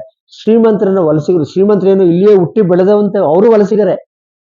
ನಾನು ಇಲ್ಲಿ ಬೆಂಗಳೂರಿಗೆ ವಲಸೆನೆ, ಚಂದ್ರನು ವಲಸಿಗರೆ, ಮತ್ತೊಬ್ರು ಎಲ್ಲರೂ ವಲಸಿಗರೆ ನಾವು. ಆದ್ರೆ ಆ ಯಾರು ಮಧ್ಯಮ ವರ್ಗ ಮೇಲ್ವರ್ಗವನ್ನ ವಲಸಿಗರು ಅಂತ ಅದನ್ನ ನಾವು ಗುರುತಿಸುವ ಸಾಮರ್ಥ್ಯವನ್ನು ಬೆಳೆಸ್ಕೊಳ್ಬೇಕು. ಕರ್ನಾಟಕದ ಸಾಮಾಜಿಕ ರಚನೆಯಲ್ಲಿ ವಲಸೆಯು ಹಿಂದೆಂದಿಗಿಂತ ಹೆಚ್ಚು ಪ್ರಮುಖ ಪಾತ್ರವನ್ನು ವಹಿಸುತ್ತಿದೆ. ಹಾಗಾಗಿ ಕರ್ನಾಟಕದ ಸಾಮಾಜಿಕ ರಚನೆಯನ್ನು ಗ್ರಹಿಸುವಾಗ ಯಾವ ಯಾವ ಸಮುದಾಯಗಳು ವಲಸೆ ಹೋಗ್ತಾ ಇದ್ದಾರೆ, ಎಲ್ಲಿಗೆ ವಲಸೆ ಹೋಗ್ತಾ ಇದ್ದಾರೆ, ಯಾಕೆ ವಲಸೆ ಹೋಗ್ತಾ ಇದ್ದಾರೆ, ಅವರು ವಲಸೆ ಹೋಗೋದಕ್ಕೆ ಕಾರಣಗಳೇನು, ಆಮೇಲೆ ಬೇರೆ ಬೇರೆ ಪಶುಪಾಲಕ ಸಮುದಾಯಗಳಿಗೆ ಯಾವ ಹಿನ್ನಡೆಯು ಸಂಭವಿಸ್ತಿದೆ, ಇದು ಪರಿಣಾಮ ಆಗ್ತಿರೋದು ಉದಾರೀಕರಣ ಜಾಗತೀಕರಣದ ಬಹುತೇಕ ತಳ ಸಮುದಾಯಗಳ ಮೇಲೆ ಗಾಢವಾದ ಪರಿಣಾಮ ಬೀರುತ್ತೆ. ಕೆಲವು ಸಕಾರಾತ್ಮಕ ಪರಿಣಾಮಗಳನ್ನು ಬೀರಿದೆ, ಅದು ಸಂಪೂರ್ಣವಾಗಿ ಅದನ್ನು ನಾನು ವಿರೋಧಿಸ್ತೀನಿ ಅಂತಲ್ಲ. ಉದ್ಯೋಗದ ಸಂಖ್ಯೆ ಹೆಚ್ಚಳ ಆಗಿದೆ, ಉದ್ಯೋಗದ ಅವಕಾಶಗಳು ಲಭ್ಯವಾಗಿವೆ, ಮೊದಲಿಗಿಂತ ಹೆಚ್ಚು ಲಭ್ಯವಾಗಿವೆ. ಹಾಗೆ ನಿರುದ್ಯೋಗದ ಪ್ರಮಾಣವು ಬೇರೆ ಬೇರೆ ವಲಯದಲ್ಲಿ ಜಾಸ್ತಿ ಆಗಿದೆ. ಕೆಲವು ಕಡೆ ಕೂಲಿ ಜಾಸ್ತಿ ಆಗಿದೆ, ಕೆಲವು ಕಡೆ ಕೂಲಿ ಕಡಿಮೆ ಆಗಿದೆ, ಕೆಲವು ಕಡೆ ಒಂದು ರೀತಿ ಹೊಸ ರೀತಿಯ ಜೀತದ ಪದ್ಧತಿ ನಿರ್ಮಾಣಗೊಂಡಿದೆ. ಈಗ ನಮ್ಮ ಮನೆಯಲ್ಲಿರುವಂತಹ ಮಕ್ಕಳನ್ನೆಲ್ಲ ನೋಡಿದ್ರೆ ಅವ್ರ ಜೀತ ಪದ್ಧತಿಯ ವಿಧಾನವನ್ನು ನೋಡಿದ್ರೆ ಸಂತೋಷ ಪಡ್ಬೇಕು ದುಃಖ ಪಡ್ಬೇಕು ಗೊತ್ತಾಗಲ್ಲ.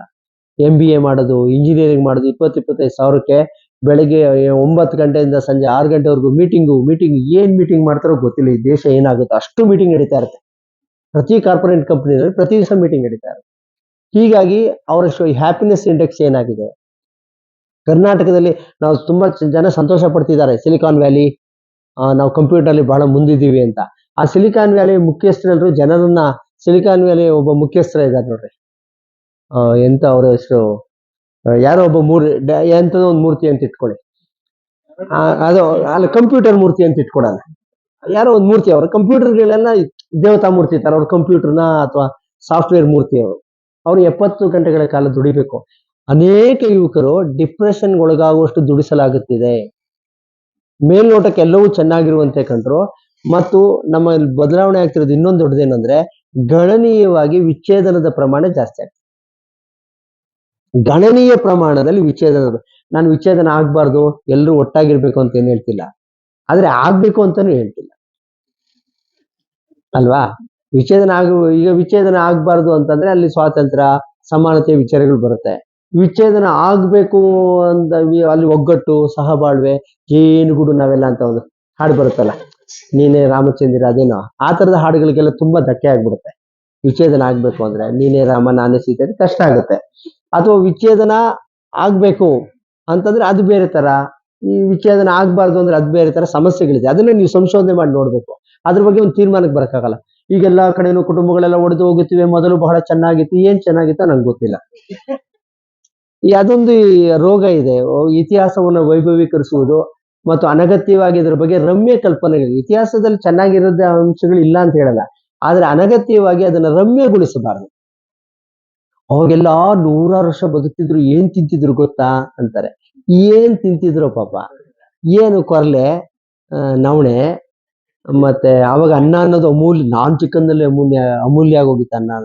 ಕಣ್ತುಂಬಾ ಅನ್ನ ಅಂತೆ, ಹೊಟ್ಟೆ ತುಂಬಾ ಇಟ್ಟಂತೆ. ಅಂದ್ರೆ ಅನ್ನನ್ ಸುಮ್ನೆ ನೋಡಿ ಸಂತೋಷ ಪಡೋದು, ಕಣ್ತುಂಬಾ ಅಂದ್ರೆ ಅದನ್ನ ತಿನ್ನಂಗಿಲ್ಲ, ಸುಮ್ನೆ ಅಲ್ಲಿ ಇಟ್ಕೊಳ್ಳೋದು ಒಂದು ತುತ್ತು, ಮನೆಯವರೆಲ್ಲ ನೋಡೋದು, ಲಾಸ್ಟ್ ಯಾರೋ ಒಂದು ಮಗು ತಿನ್ಸ್ಬಿಟ್ಟು ಸುಮ್ಮನೆ ಆಗ್ಬಿಡ್ಬೇಕು. ಅಂದ್ರೆ ಅಷ್ಟು before green revolution what was the thing? Karnataka ಸ್ಥಿತಿ ಏನಿತ್ತು? ಹಸಿರು ಕ್ರಾಂತಿಗೆ ಮೊದಲು ಕರ್ನಾಟಕದಲ್ಲಿ ಭೀಕರ ಬರಗಾಲ ಬಂದಾಗ ಎಷ್ಟೋ ಜನ ಮೃತಪಟ್ಟಿದ್ದಾರೆ. ಆಗ ಅಮೆರಿಕಾದಿಂದ ಬಿಸ್ಕೆಟ್ ಬರ್ತಿತ್ತು, ಅದೇನೋ ಪೌಡರ್ ಬರ್ತಿತ್ತು, ಅದನ್ನ ಕೊಟ್ರು ಇದನ್ನ ಕೊಟ್ರು ಕಥೆಗಳೆಲ್ಲ ಕೇಳಿದ್ವಿ. ಹಾಗಾಗಿ ಹಳೆಯ ಕಾಲದಲ್ಲಿ ಜೀವಾವಧಿ ಬಹಳ ಕಡಿಮೆ ಇತ್ತು. ನಾನು ಹೇಳ್ತಾ ಇಲ್ಲ, ಆಂಥ್ರೋಪಾಲಜಿ ಸರ್ವೆನೇ ಹೇಳುತ್ತೆ 35 ವರ್ಷ ಅಷ್ಟೇ ಹೆಚ್ಚು ಬದುಕ್ತಾ ಇದ್ದಿದ್ದು. ಈಗ ಕೆಲವ್ರ ದುಃಖ ಏನಂದ್ರೆ ಏನ್ ಮಾಡಿದ್ರು ಸಾಯ್ತಾನೆ ಇಲ್ಲ ಅಂತ. ಈಗ ದುಃಖ ಅಷ್ಟು ಮೆಡಿಸಿನ್ ನಿಂದ ದೀರ್ಘಾವಧಿ ಆಗೋಗಿದೆ. ಅಂದ್ರೆ ಈ ತರದೆಲ್ಲ ಬದಲಾವಣೆಗಳಾಗಿದೆ. ಹಾಗಾಗಿ ಯಾವುದೇ ಒಬ್ಬ ಸಂಶೋಧಕ ಇತಿಹಾಸದ ಬಗ್ಗೆ ರಮ್ಯ ಕಲ್ಪನೆಗಳು ಇಟ್ಕೋಬಾರ್ದು. ಹಾಗಂತ ಅದನ್ನ ವಿಕಾರವಾಗಿ ನೋಡ್ಬಾರ್ದು, ಅದು ತಪ್ಪು, ಹಾಗಿದೆ ಹೀಗಿದೆ ಅಂತ ನೋಡ್ಬಾರ್ದು. ಆದ್ರೆ ಅದ್ರ ಬಗ್ಗೆ ಕುತೂಹಲವನ್ನು ಇಟ್ಕೊಂಡು ಅದರಲ್ಲಿರುವ ಕರ್ನಾಟಕದ ಇತಿಹಾಸದಲ್ಲಿರುವ, ಆಮೇಲೆ ಇತಿಹಾಸ ಅಂದ ತಕ್ಷಣ ನಮ್ಗೆ ಈ ಫಿಲ್ಮ್ಗಳು ನೋಡಿ ನೋಡಿ ಕೃಷ್ಣದೇವರಾಯ ಹೇಗ್ ಆಡಿದ್ರು, ಕೃಷ್ಣದೇವರ ಆಸ್ಥಾನ ಹೇಗಿತ್ತು, ಚಿನ್ನ ಇದೆಲ್ಲ ಮಾಡ್ತಿದ್ರು ಬೀದಿಲಿ. ಈಗಲೂ ಫುಟ್ಪಾತ್ ಅಲ್ಲಿ ಬಂದ್ರಿ ನಮ್ ನಾಗದೇವರಲ್ಲಿ, ಇಲ್ಲೇ ರೋಡಲ್ಲಿ ತೋರಿಸ್ತೀನಿ, ಫುಟ್ಪಾತ್ ಅಲ್ಲೇ ಇದಾವೆ ಜ್ಯುವೆಲರಿ ಶಾಪ್ಸ್ ಎಲ್ಲ. ತಮಾಷೆ, ನೀವು ಸುಮ್ಮನೆ ಕಂಡ್ಬಿಟ್ಟು ನೋಡಿ. ಅವ್ರು ನಿಮ್ಮ ಎಷ್ಟೋ ಜನ ವಾಟ್ಸಪ್ ಅಲ್ಲೇ ಕಳಿಸ್ತಾರೆ, ಮುತ್ತು ರತ್ನಗಳನ್ನು ಮಾಡಲಾಗುತ್ತಿತ್ತು, ವಜ್ರ ವೈಡೂರ್ಯ ಈಗಲೂ ಮಾಡ್ತಾರಪ್ಪ. ಕೆಂಗೇರಿಯಲ್ಲಿ ಮಣಪುರಂ ಗೋಲ್ಡ್ 10 ಬ್ರಾಂಚ್ ಇರ್ತವೆ, ಏನ್ ಮಾಡ್ತೀರಾ ಅದಕ್ಕೆ? ಆಮೇಲೆ ಎಲ್ಲಾ ಕಡೆ ಎಲ್ಲ ಎಂತ ಊರ್ಗ್ ಹೋದ್ರು ಒಂದು ಮಾರವಾಡಿ ಪಾನ್ ಬ್ರೋಕರ್ ಶಾಪು, ಅಲ್ಲಿ ಬೆಳ್ಳಿ ಬಂಗಾರದ ಒಡೆ. ಹಾಗಾದ್ರೆ ಮುತ್ತು ರತ್ನಗಳನ್ನ ಆಗ್ಲೂ ಫುಟ್ಪಾತ್ ಅಲ್ಲೇ ಮಾಡ್ತೀವಿ, ಈಗಲೂ ಫುಟ್ಪಾತ್ ಅಲ್ಲೇ ಮಾಡ್ತಿದ್ದಾರೆ.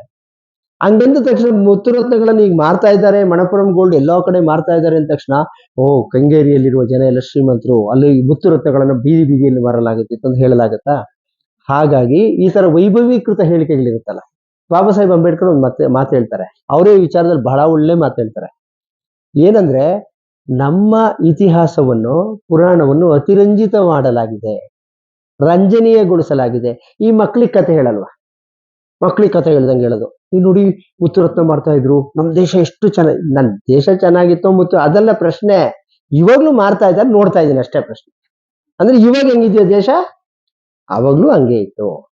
ಅಂದ್ರೆ ಅದನ್ನ ವಸ್ತುನಿಷ್ಠಗೊಳಿಸಿಕೊಂಡು ನಾವು ಅರ್ಥ ಮಾಡ್ಕೊಳ್ಬೇಕಾಗುತ್ತೆ. ಮತ್ತು ಸಬಾಲ್ಟರ್ನಿಸ್ಟಿನ್ ಸ್ವಲ್ಪ ತೆಗಿಬೇಕಾಗುತ್ತೆ. ಈಗ ಸಂಗೊಳ್ಳಿ ರಾಯಣ್ಣ ಹೆಂಗೋ, ಅದು ಸಂಗೊಳ್ಳಿ ರಾಯಣ್ಣ ಬಂದಿದ್ದೇನೋ, ಸಂಗೊಳ್ಳಿ ರಾಯಣ್ಣನ ಇತಿಹಾಸ ಮುಂದಕ್ಕೆ ಬರ್ಬೇಕಾದ್ರೆ ಕುರುಬರು ಸ್ವಲ್ಪ ಪ್ರಬಲ ಜಾತಿ ಆಗ್ಬೇಕಾಯ್ತು. ಪಾಪ ಅವನ ಕಷ್ಟ ಸುಖ ಹೆಂಗಿತ್ತು, ಏನ್ ಕತೆನೋ.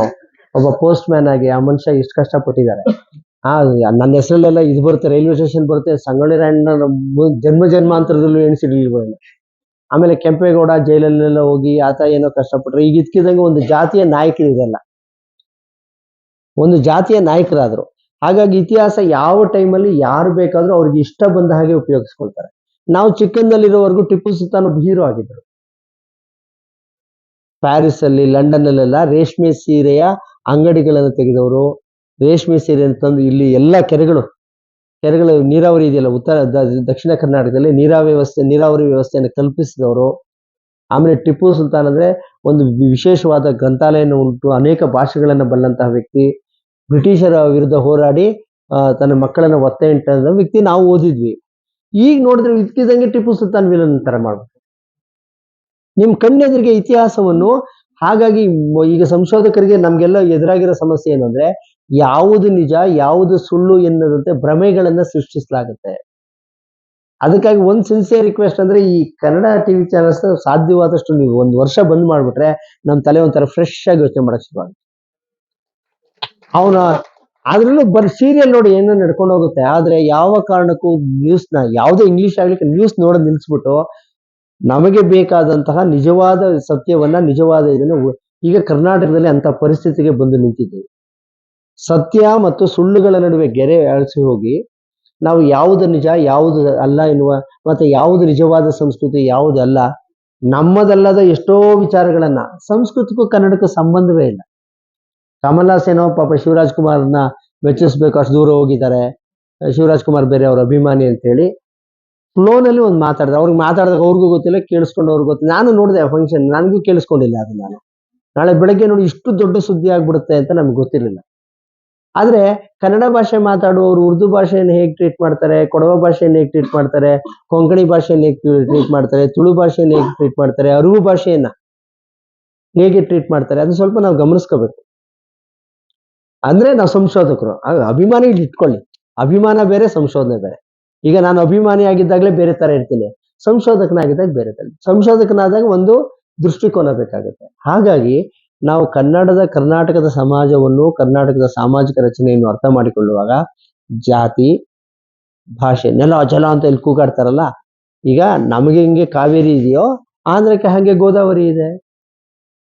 ಒಂದೊಂದು ರಾಜ್ಯಕ್ಕೂ ಒಂದೊಂದು ನದಿ ಇರುತ್ತೆ, ಒಂದೊಂದು ರಾಜ್ಯಕ್ಕೂ ಒಂದೊಂದು ಭಾಷೆ ಇರುತ್ತೆ. ಹಾಗಂತ ನಾವು ಬಿಟ್ಕೊಡ್ಬೇಕು ಅಂತ ಹೇಳ್ತಿಲ್ಲ. ಅದನ್ನು ಚಿಕಿತ್ಸಕ ದೃಷ್ಟಿಯಿಂದ ಯಾವುದು ನ್ಯಾಯವಲ್ಲ ಅಂತ ಯೋಚನೆ ಮಾಡ್ಬೇಕಾಗ್ತದೆ. ಹೀಗಾಗಾದ್ರೆ ಸಂಸ್ಕೃತ ಭಾಷೆ ಕನ್ನಡದ ತಾಯಿ ಅಲ್ಲ, ಅದನ್ನ ಕನ್ನಡದ ಖ್ಯಾತ ಸಾಹಿತಿಗಳು ಹೇಳಿದ್ರು, ಯಾರು ಅದನ್ನ ಯಾಕೆ ವಿರೋಧಿಸ್ತಿಲ್ಲ? ಇದು ನಾವು ಸಂಶೋಧಕರ ಮನಸ್ಸು ಯೋಚನೆ ಮಾಡ್ಬೇಕು.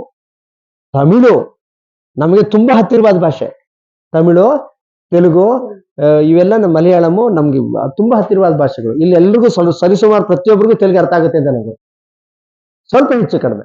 ಈಗ ಮಧ್ಯ ಪ್ರಾಂತ್ಯದಿಂದ ಬಂದಿರೋರಿಗೆ ತೆಲುಗು ಟಚ್ ಇಲ್ಲದೆ ಇರೋದು ಬಿಟ್ರೆ, ಕರ್ನಾಟಕದಲ್ಲಿರೋರಿಗೆ ತೆಲುಗು ಚೆನ್ನಾಗಿ ಅರ್ಥ ಆಗುತ್ತೆ. ತಮಿಳು ಸ್ವಲ್ಪ ಗಮನ ಇಟ್ಟು ಕೇಳಿದ್ರೆ ಅರ್ಥ ಆಗುತ್ತೆ, ಮಲಯಾಳಂ ಅರ್ಥ ಆಗುತ್ತೆ. ಆದ್ರೆ ಸಂಸ್ಕೃತನ ಕನ್ನಡದ ತಾಯಿಯಿಂದಾಗ ಯಾಕೆ ಯಾರಿಗೂ ಕೋಪನೆ ಬರಲಿಲ್ಲ? ಅಂದ್ರೆ ನಮ್ಮ ಸಂಶೋಧಕ, ನಮ್ಮ ಕಾರ್ಯಕರ್ತರ ಮೆದುಳು ಯಾರಿಗೆ ಗುಲಾಮವಾಗಿದೆ? ಸಂಸ್ಕೃತಕ್ಕೆ ಗುಲಾಮವಾಗುತ್ತೆ, ತಮಿಳಿಗೆ ಹೇಗೆ ಶತ್ರುವಾಗುತ್ತೆ? ಹಾಗೆ ಈ ನಮ್ಮ ಮೆದುಳು ಗುಲಾಮಗಿರಿಗೆ ಕಾರಣವಾಗಿದ್ದೇನು? ನಮ್ಮ ಮೆದುಳು ವಸಾಹತು, colonised by which ideology, which people, ಯಾರಿಂದ ನಮ್ಮ ಮೆದುಳು ಗುಲಾಮೀಕರಣಗೊಂಡಿದೆ? ಅದನ್ನ ನಾವು ಮತ್ತೊಮ್ಮೆ ಯೋಚನೆ ಮಾಡ್ಬೇಕಾಗತ್ತೆ. ಅಂದ್ರೆ ನಮ್ಮ ಮೆದುಳು ಎಲ್ಲಿಯೋ ಒಂದು ಬೇರೆ ವಾದದಿಂದ, ಬ್ರಾಹ್ಮಣವಾದದಿಂದ, ಸಂಸ್ಕೃತವಾದದಿಂದ, ಪುರೋಹಿತವಾದದಿಂದ ನಮ್ಮ ಮೆದುಳು ಗುಲಾಮೀಕರಣಗೊಂಡಿದೆ. ಅಂದ್ರೆ ಡಿಕಾಲನೈಸಿಂಗ್ ಹಿಸ್ಟ್ರಿ ಅಂತ ಮಾತಾಡ್ತಾರೆ, ಚರಿತ್ರೆಯ ನಿರ್ವಾಸಾತೀಕರಣ ಅಂತ ಮಾತಾಡ್ತಾರಲ್ಲ, ನಮ್ಮ ಮೆದುಳೇ ಬ್ರಾಹ್ಮಣವಾದದಿಂದ ಕಲುಷಿತಗೊಂಡಿದೆ ಮತ್ತು ವಸಾಹತುಕರಣಗೊಂಡಿದೆ. ಹಾಗಾಗಿ ನಮ್ಮ ಮೆದುಳನ್ನ ಫಸ್ಟ್ ನಾವು ನಮ್ಗೆ ಗೊತ್ತಿಲ್ಲದೆ ನಾವು ಕಲನೈಸ್ ಆಗ್ತಾ ಇರ್ತೀವಿ. ನಮ್ಗೆ ಗೊತ್ತೇ ಆಗಲ್ಲ. ನಮ್ಮ ಕಾಗ್ನೇಟಿವ್ ಎಬಿಲಿಟೀಸ್ ಇದೆಯಲ್ಲ, ನಮ್ಮ ಮೆದುಳಿನ ಶಕ್ತಿ ಮತ್ತು ನಮ್ಮ ಮೆದುಳಿನ ಪ್ರಜ್ಞೆಯು ನಮಗೆ ಗೊತ್ತಿಲ್ಲದೆಯೇ ನಾವು ಎಷ್ಟೋ ವಿಚಾರಗಳಲ್ಲಿ ನಮ್ಮ ಮೆದುಳು ಆ ನಂಬಿಕೆಗಳಿಗೆ, ಸತ್ಯವಲ್ಲದ ವಿಚಾರಗಳಿಗೆ, ಗೊಂದಲದ ವಿಚಾರಗಳಿಗೆ, ಅಸತ್ಯದ ವಿಚಾರಗಳಿಗೆ ಒಳಗಾಗುತ್ತೆ. ನನ್ಗನ್ನಿಸ್ತಿರೋದು, ಒಬ್ಬ ಕರ್ನಾಟಕ ಸಮಾಜವನ್ನು ಓದುವ ವಿದ್ಯಾರ್ಥಿಯಾಗಿ ನಾವು ಇರ್ತಿರದೆ ಒಂದು ಇದನ್ನ ಕಾಣ್ತಾ ಇದೀವಿ ಈಗ. ಆದ್ರೆ ಕರ್ನಾಟಕದ ಸಾಮಾಜಿಕ ಬದಲಾವಣೆಯಲ್ಲಿ ಕೆಲವು ಒಳ್ಳೆ ಪಲ್ಲಟಗಳಾಗಿದೆ. ಎಲ್ಲ ತಳಿ ಸಮುದಾಯಗಳಿಗೂ ಒಂದು ಪ್ರಜ್ಞೆ ಬಂದಿದೆ. ನಮ್ಮಲ್ಲಿ ನಡೆದಂತ ರೈತ ಚಳುವಳಿಯಿಂದಾಗಿ, ದಲಿತ ಚಳುವಳಿಯಿಂದಾಗಿ, ಮತ್ತೆ ಕೆಲವು ಆಯುಗಳು ತಂದ ಹಾವನೂರು ವರದಿ ಜಾರಿಗೆ ಬಂದಿದ್ರಿಂದ, ಮತ್ತು ಅನೇಕ ಈ ನಡೀತಿರೋ ಪ್ರಜ್ಞೆ ಬಂದಿದೆ ತಳ ಸಮುದಾಯಗಳಿಗೆ. ಎಂದು ಪ್ರಜ್ಞೆನೇ ಇರಲಿಲ್ಲ. ನನ್ಗೆ ಎಷ್ಟು ಸಂತೋಷ ಆಗುತ್ತೆ ಅಂದ್ರೆ, ಅಲೆಮಾರಿಗಳ ವಾಟ್ಸಪ್ ಗ್ರೂಪ್ ಅಲ್ಲಿ ಇದ್ದೀನಿ. ಅದಕ್ಕೆ ಅಲೆಮಾರಿಗಳ ಬಗ್ಗೆ ನನ್ಗೆ ಹೆಚ್ಚು ತಿಳುವಳಿಕೆ ಕೊಟ್ಟಿದ್ದು ನಮ್ಮ ಚಂದ್ರಶೇಖರ್. ಅಲೆಮಾರಿಗಳಲ್ಲಿ ಅವರಲ್ಲಿ ಎಷ್ಟು ಪ್ರಜ್ಞೆ ಅಂದ್ರೆ, ಸಣ್ಣ ಸಣ್ಣ ವಿಚಾರಗಳನ್ನು ವಾಟ್ಸಪ್ ಅಲ್ಲಿ ಹಾಕ್ತಾರೆ, ಸಣ್ಣ ಸಣ್ಣ ಜನಗಣತಿ ಬಗ್ಗೆ ಮಾಹಿತಿ ಹಾಕ್ತಾರೆ. ಆಮೇಲೆ ನಾನು ಲಭ್ಯ ಅಂತಿದೆ ವಾಟ್ಸಪ್ ಗ್ರೂಪ್ ಅಲ್ಲಿ. ಯಾರೋ ಅಲೆಮಾರಿಗಳ ಒಬ್ಬ ಲೀಡರ್ ನಾನು ಲಭ್ಯ ಅಂತ ಹಾಕ್ತಾರೆ. ಇಲ್ಲಿ ಏನು 5 ಪೈಸೆ ಕೆಲಸ ಇರಲ್ಲ, ಅವನು ಐ ಬಿಸಿ ಅಂತ ಹಾಕಿರ್ತಾನೆ. ಅವ್ರ ಗೆರೆಗೆ ಕೆಳಗಡೆ ಬರುತ್ತೆ ನೋಡಿ ಏನೋ ಒಂದು ಸ್ಟೇಟ್ಮೆಂಟ್.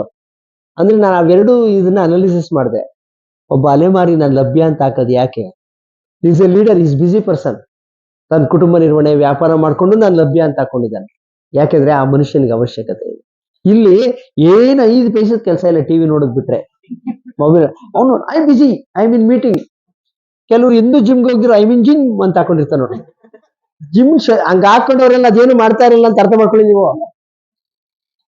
ಹಂಗ ಹಾಕೊಂಡಿದ್ರೆ ಇಲ್ಲ ಅವ್ನು ಜಿಮ್ಗೆ ಹೋಗ್ತಾ ಇಲ್ಲ ಅಂತಾನೆ ಅರ್ಥ. ಐ ಮೀನ್ ಜಿಮ್ ಅಂತ ಹಾಕಿರ್ತೀನಿ. 24x7 ಜಿಮ್ ಇದ್ರೆ ಒಂದು ಮಲಗದೆ ಯಾವಾಗ, ಊಟ ಮಾಡಿದೆ ಯಾವಾಗ.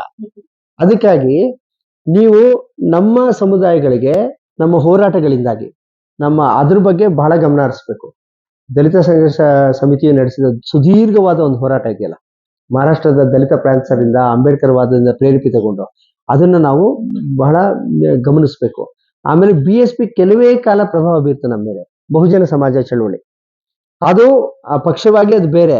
ಆದ್ರೆ ಕಾಂಶಿರಾಮ್ ಸಾಹೇಬ್ರ ವಿಚಾರಗಳು ಕರ್ನಾಟಕದ ಮೇಲೆ ನಮಗೆ ಗೊತ್ತಿಲ್ಲದೆ ಅದು ತುಂಬಾ ಪ್ರಭಾವವನ್ನು ಬೀರಿ. ಅಂಬೇಡ್ಕರ್ ವಿಚಾರಗಳನ್ನ ಕಾಂಶಿರಾಮ್ ಸಾಹೇಬರು ಪರಿಚಯಿಸಿದ್ರಿಂದಾಗಿ ಬಹುಜನ ಸಮಾಜ ಪಕ್ಷ ಹೊಸ ರೀತಿಯಲ್ಲಿ ನಮ್ಗೆ ಅಂಬೇಡ್ಕರ್ ಪರಿಚಯ ಆಗಿದ್ದಾರೆ. ಹೊಸ ರೀತಿಯಲ್ಲಿ ಸಾಮಾಜಿಕ ಚಳುವಳಿಗಳು, ಸಾಮಾಜಿಕ ವಿವೇಕ ಪರಿಚಯ ಆಗಿದೆ. ಹಾಗೇನೇನೆ ಬಲಪಂಥೀಯ ವಿಚಾರಗಳು ವ್ಯಾಪಕವಾಗಿ ಬಂದಿದ್ದಾರೆ. ಹಿಟ್ಲರ್ವಾದಿಗಳು ಯಾರು ಹಿಟ್ಲರನ್ನ ಬೆಂಬಲಿಸ್ತಾರೋ ಅವ್ರ ವಿಚಾರಗಳು ನಮ್ಗೆ ವ್ಯಾಪಕವಾಗಿ ಬಂದು ಈಗ ಒಂದು ರೀತಿ ಕರ್ನಾಟಕದಲ್ಲಿ ರಾಜಕೀಯವಾಗಿ ಒಂದು ವೈರುಧ್ಯ ನಿರ್ಮಾಣ ಆಗಿದೆ. ಎರಡೇ ಜನರ ನಡುವೆ ನಡೀತಿದೆ ಇದು. ಒಂದು ಹಿಟ್ಲರ್ವಾದಿಗಳು, ಹಿಟ್ಲರ್ವಾದಿಗಳಲ್ಲದವರು. ಹಿಟ್ಲರ್ವಾದಿಗಳು ಯಾರು ಅಂತ ನಿಮ್ಗೆ ಅರ್ಥ ಆಗುತ್ತೆ, ಹಾಗೆ ಹಿಟ್ಲರ್ವಾದಿಗಳಲ್ಲದವರು ಯಾರು ಅಂತ ನಿಮ್ಗೆ ಗೊತ್ತಾಗುತ್ತೆ. ಅದನ್ನ ನೀವು ಸಂಶೋಧನೆ ಮಾಡಿ ತಿಳ್ಕೊಳ್ಳಿ. ನಾನು ಬಲಪಂಥೀಯರು, ಹಿಂದುತ್ವವಾದಿಗಳು ಅಂತೆಲ್ಲ ಪದಗಳನ್ನು ಬಳಸಲ್ಲ, ಅವೆಲ್ಲ ದಾರಿ ತಪ್ಪಿಸೋ ಪದಗಳು. ನೇರವಾಗಿ ಯಾರು ಹಿಟ್ಲರರ ವಿಚಾರಗಳು ಯಾರು ಮಾರ್ಕ್ಸ್ ವಿಚಾರಗಳು ನಮ್ದವ್ರನ್ನ ಏನಂತ ಕರಿತೀರೋ ಮಾರ್ಕ್ಸ್ವಾದಿಗಳು, ಅಂಬೇಡ್ಕರ್ ವಿಚಾರಗಳು ನಮ್ದವ್ರು ಅಂಬೇಡ್ಕರ್ ವಾದಿಗಳು, ಹಿಟ್ಲರ್ ವಿಚಾರಗಳನ್ನು ಬೆಂಬಲಿಸೋರು ಹಿಟ್ಲರ್ವಾದಿಗಳು. ನಮ್ ಜನಕ್ಕೆ ಕನ್ಫ್ಯೂಸ್ ಆಗಂಗೆ ಬಲಪಂಥೀಯರು, ನಮ್ ಜನಕ್ಕೆ ಫಸ್ಟೇ ಪಂಥೀಯರು ಅಂದ್ರೆ ಅರ್ಥ ಆಗಲ್ಲ. ಇನ್ ಬಲಪಂಥೀಯರು ಅದೆಲ್ಲ ಅದಿನ್ ದೂರದ ಮಾತಾಗಲ್ಲ. ಹಾಗಾಗಿ ಅದಕ್ಕಾಗಿ ಹಿಟ್ಲರ್ವಾದಿಗಳೆಲ್ಲದರ ನಡುವೆ ಕರ್ನಾಟಕ ಅದೊಂಥರ ಧ್ರುವೀಕರಣಗೊಂಡಂತಾಗಿದೆ.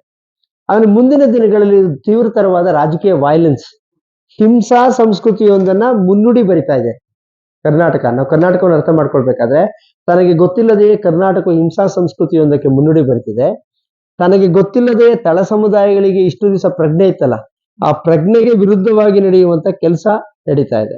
ನಾವು ಸಂಶೋಧಕರಾಗಿ ಅರ್ಥ ಮಾಡ್ಕೊಳ್ಬೇಕಾಗಿರೋದು ಅಂದ್ರೆ, ನೀವು ಹಿಟ್ಲರ್ವಾದಿ ಆಗಿರಾದ್ರೂ ಮಾರ್ಕ್ಸ್ವಾದಿನಾದ್ರೂ ಆಗಿರಿ, ಅದು ಬೇರೆ, ನಿಮಗೆ ಸಂಬಂಧಪಟ್ಟಿದ್ದದು. ಯಾವ ಸೂಕ್ಷ್ಮ ಸಂವೇದನೆ ಉಳ್ಳವನು ಹಿಟ್ಲರ್ವಾದಿಯಾಗಿ ಸಾಧ್ಯ ಇಲ್ಲ.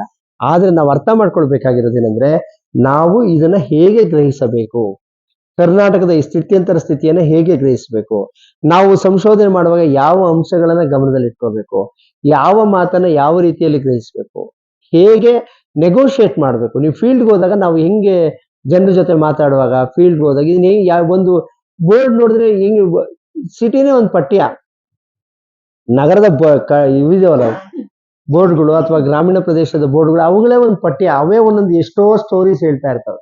ಆ ಸ್ಟೋರೀಸ್ ಕರ್ನಾಟಕದಲ್ಲಿ ಈ ತರ 1000 ಸ್ಟೋರೀಸ್ ಇದೆ. ಸೂಫಿಗಳ ಕಥೆ ಇದೆ ನಿಮ್ಗೆ, ಸರ್ವಜ್ಞನ ಪದಗಳಿದಾವೆ, ತತ್ವ ಪದಗಳಿದಾವೆ, ಜಾನಪದ ಗೀತೆಗಳಿದಾವೆ. ಈ ಇತಿಹಾಸ ಬರೆಯೋದು ಇನ್ನೊಂದು ಗೋಳಿದೆ, ಜಾನಪದನ ತುಂಬಾ ವೈಭವೀಕರಿಸೋದು. ಜಾನಪದದಲ್ಲಿ ಎಷ್ಟು ಬೇಕೋ ಅಷ್ಟನ್ನು ಮಾತ್ರ ತಗೋಬೇಕಾಗತ್ತೆ. ಅದರಲ್ಲಿ ಯಾಕಂದ್ರೆ ಮಹಿಳೆಯನ್ನ ನಗಣ್ಯ ಮಾಡುವ, ಮಹಿಳೆಯನ್ನ ಅಮಾನ್ಯ ಮಾಡುವ, ಮಹಿಳೆಯ ಸ್ಥಾನಮಾನವನ್ನು ಕೆಳಗಿಳಿಸುವಂತ ಇದಿರುತ್ತೆ. ಆಮೇಲೆ ಈ ಕೆಲವೆಲ್ಲ ಜೋಕ್ಸ್ ಬರುತ್ತೆ ನೋಡಿ, ಎಂಥದ್ದು ಗಣೇಶಾಚಾರ್ಯನೋ ಯಾರೋ ಇದಾರಲ್ಲ, ಅವ್ರದೆಲ್ಲ ಜೋಕ್ಸ್ ಅಲ್ಲೆಲ್ಲ ಸಾಮಾನ್ಯವಾಗಿ ಅವರು ಹೀಗಳಿಯುವ ಜೋಕ್ಸ್ ಇರುತ್ತೆ. ಜೋಕ್ಸ್ ನೀವು ಕರ್ನಾಟಕದಲ್ಲಿ ಬರ್ತಿರೋ ಜೋಕ್ಸ್ ಗಮನಕ್ಕೆ ಇಟ್ಟು ನೋಡ್ಬೇಕು. ಅದು ನಮಗೆ ಒಳ್ಳೆಯ ಆಕಾರ, ನಮ್ಮ ಸಮಾಜ ಯಾವ ದಿಕ್ಕಿನಲ್ಲಿ ಚಲಿಸ್ತಾ ಇದೆ, ಯಾವ ಪ್ರೋಗ್ರಾಮ್ ಹೆಂಗಿದೆ, ಈ ಯಾವ್ದಕ್ಕೆ ನಗಬೇಕು ನಗಬಾರ್ದು ಅಂತ ಡಿಸೈಡ್ ಮಾಡ್ಬೇಕು. ಎಲ್ಲದಕ್ಕೆ ಹೇ ಅಂತ ನಗೋದಕ್ಕೆ ಕೆಲವ್ರಿಗೆ ಅಭ್ಯಾಸ ಇರುತ್ತೆ. ಏನೋ ನಗೋದಕ್ಕೆ ಹುಟ್ಟಿರೋರ್ತಾರೆ, ಎಂದು ನಕ್ಕಿ ಅಲ್ವ ಟಿವಿ ಮುಂದೆ ಕೂತ್ಕೊಂಡು ಸುಮ್ಮನೆ ನಗ್ತಾ ಇರ್ಬೇಕು. ಉಳ್ಳಾಡ್ಕೊಂಡಾಗ ಏನಕ್ಕೆ ನಗ್ತಾ ಇದ್ದೀನಿ ಅನ್ನುವಂತ ತಿಳುವಳಿಕೆ ಇಲ್ಲದೆ ನಗಬಾರ್ದು. ಯಾರು ಒಳ್ಳೆ ಸೆನ್ಸ್ ಆಫ್ ಹ್ಯೂಮರ್ ಇರೋರು ಒಳ್ಳೆ ಹ್ಯೂಮರಿಗೆ ಮಾತ್ರ ರೆಸ್ಪಾಂಡ್ ಮಾಡ್ಬೇಕು. ಅದು ಸಂಶೋಧನೆಯ ಗುಣಗಳಲ್ಲ. ಅಂದ್ರೆ ಸಂಶೋಧನೆ ಅನ್ನೋದು ಕೇವಲ ಮಾಧ್ಯಮಕ್ಕೆ ಸಂಬಂಧಪಟ್ಟಿದ್ದಲ್ಲ, ಒಂದು ಜೋಕಿಗೆ ಸಂಬಂಧಪಟ್ಟಿದ್ದಲ್ಲ, ಜನರ ಸಂಸ್ಕೃತಿಯ ಕಥನಗಳಿಗೆ ಸಂಬಂಧಪಟ್ಟಿದ್ದಲ್ಲ, ಎಲ್ಲವನ್ನು ಸಮಗ್ರವಾಗಿ ಒಳಗೊಂಡ ಒಂದು ಕರ್ನಾಟಕದ ಚಿತ್ರಣವನ್ನು ಒಳಗೊಂಡಂತ ಒಂದು ಮನಸ್ಸಿರ್ಬೇಕು. ಹಾಗೆ ಕರ್ನಾಟಕದ ಆರ್ಥಿಕ ಪರಿಸ್ಥಿತಿಯಲ್ಲಿ ಉಂಟಾಗ್ತಿದೆಯಲ್ಲ ಬದಲಾವಣೆಗಳು. ಆಮೇಲೆ ಕೆಲವನ್ನೆಲ್ಲ ಜನಪ್ರಿಯವಾಗಿ ಎಲ್ಲರೂ ಮಾತಾಡೋ ರೀತಿ ಮಾತಾಡ್ತಾರೆ. ಈ ಬಸ್ಸಲ್ಲಿ ಓಡಾಡುವಾಗ ಇದ್ಕಿದಂಗೆ ಗ್ಯಾರಂಟಿ ಏನು ಬಯದು ಅಂತ. ನಾನು ಗ್ಯಾರಂಟಿಗಳ ಬಗ್ಗೆ ಯೋಚನೆ ಮಾಡಿದೆ. ಈಗ ನಿಮ್ಗೆ ಸಂಶೋಧನೆಗೆ ಉತ್ತರ ಕೊಡ್ತೇನೆ. ನನ್ಗನ್ನಿಸ್ತು ಇದು ಶ್ರೀಮಂತರಿಗೆ ಅನುಕೂಲವಾದ ಕಾರ್ಯಕ್ರಮ ಅನ್ಸ್ತು. ಬಡವರಿಗೆ ಹೇಗೆ ಅನುಕೂಲ ಆಗಿದೆ ಹಾಗೆ ಶ್ರೀಮಂತರಿಗೆ ಅನುಕೂಲವಾದ ಕಾರ್ಯಕ್ರಮ. ಯಾಕಂದ್ರೆ ನಾನು 10 ಜನರನ್ನು ಇಂಟರ್ವ್ಯೂ ಮಾಡಿದೆ.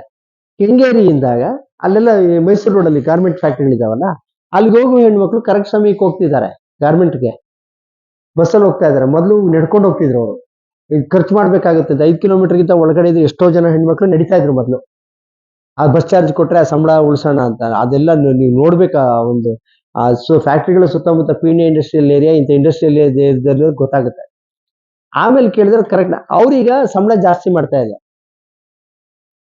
ಸರ್ಕಾರ ಬಡ ಜನರಿಗೆ ಕೊಡ್ತಿರೋದನ್ನ ಶ್ರೀಮಂತರು ತಮ್ಮ ಅನುಕೂಲಕ್ಕಾಗಿ ಬಳಸ್ಕೊಳ್ತಾ ಇದ್ದಾರೆ.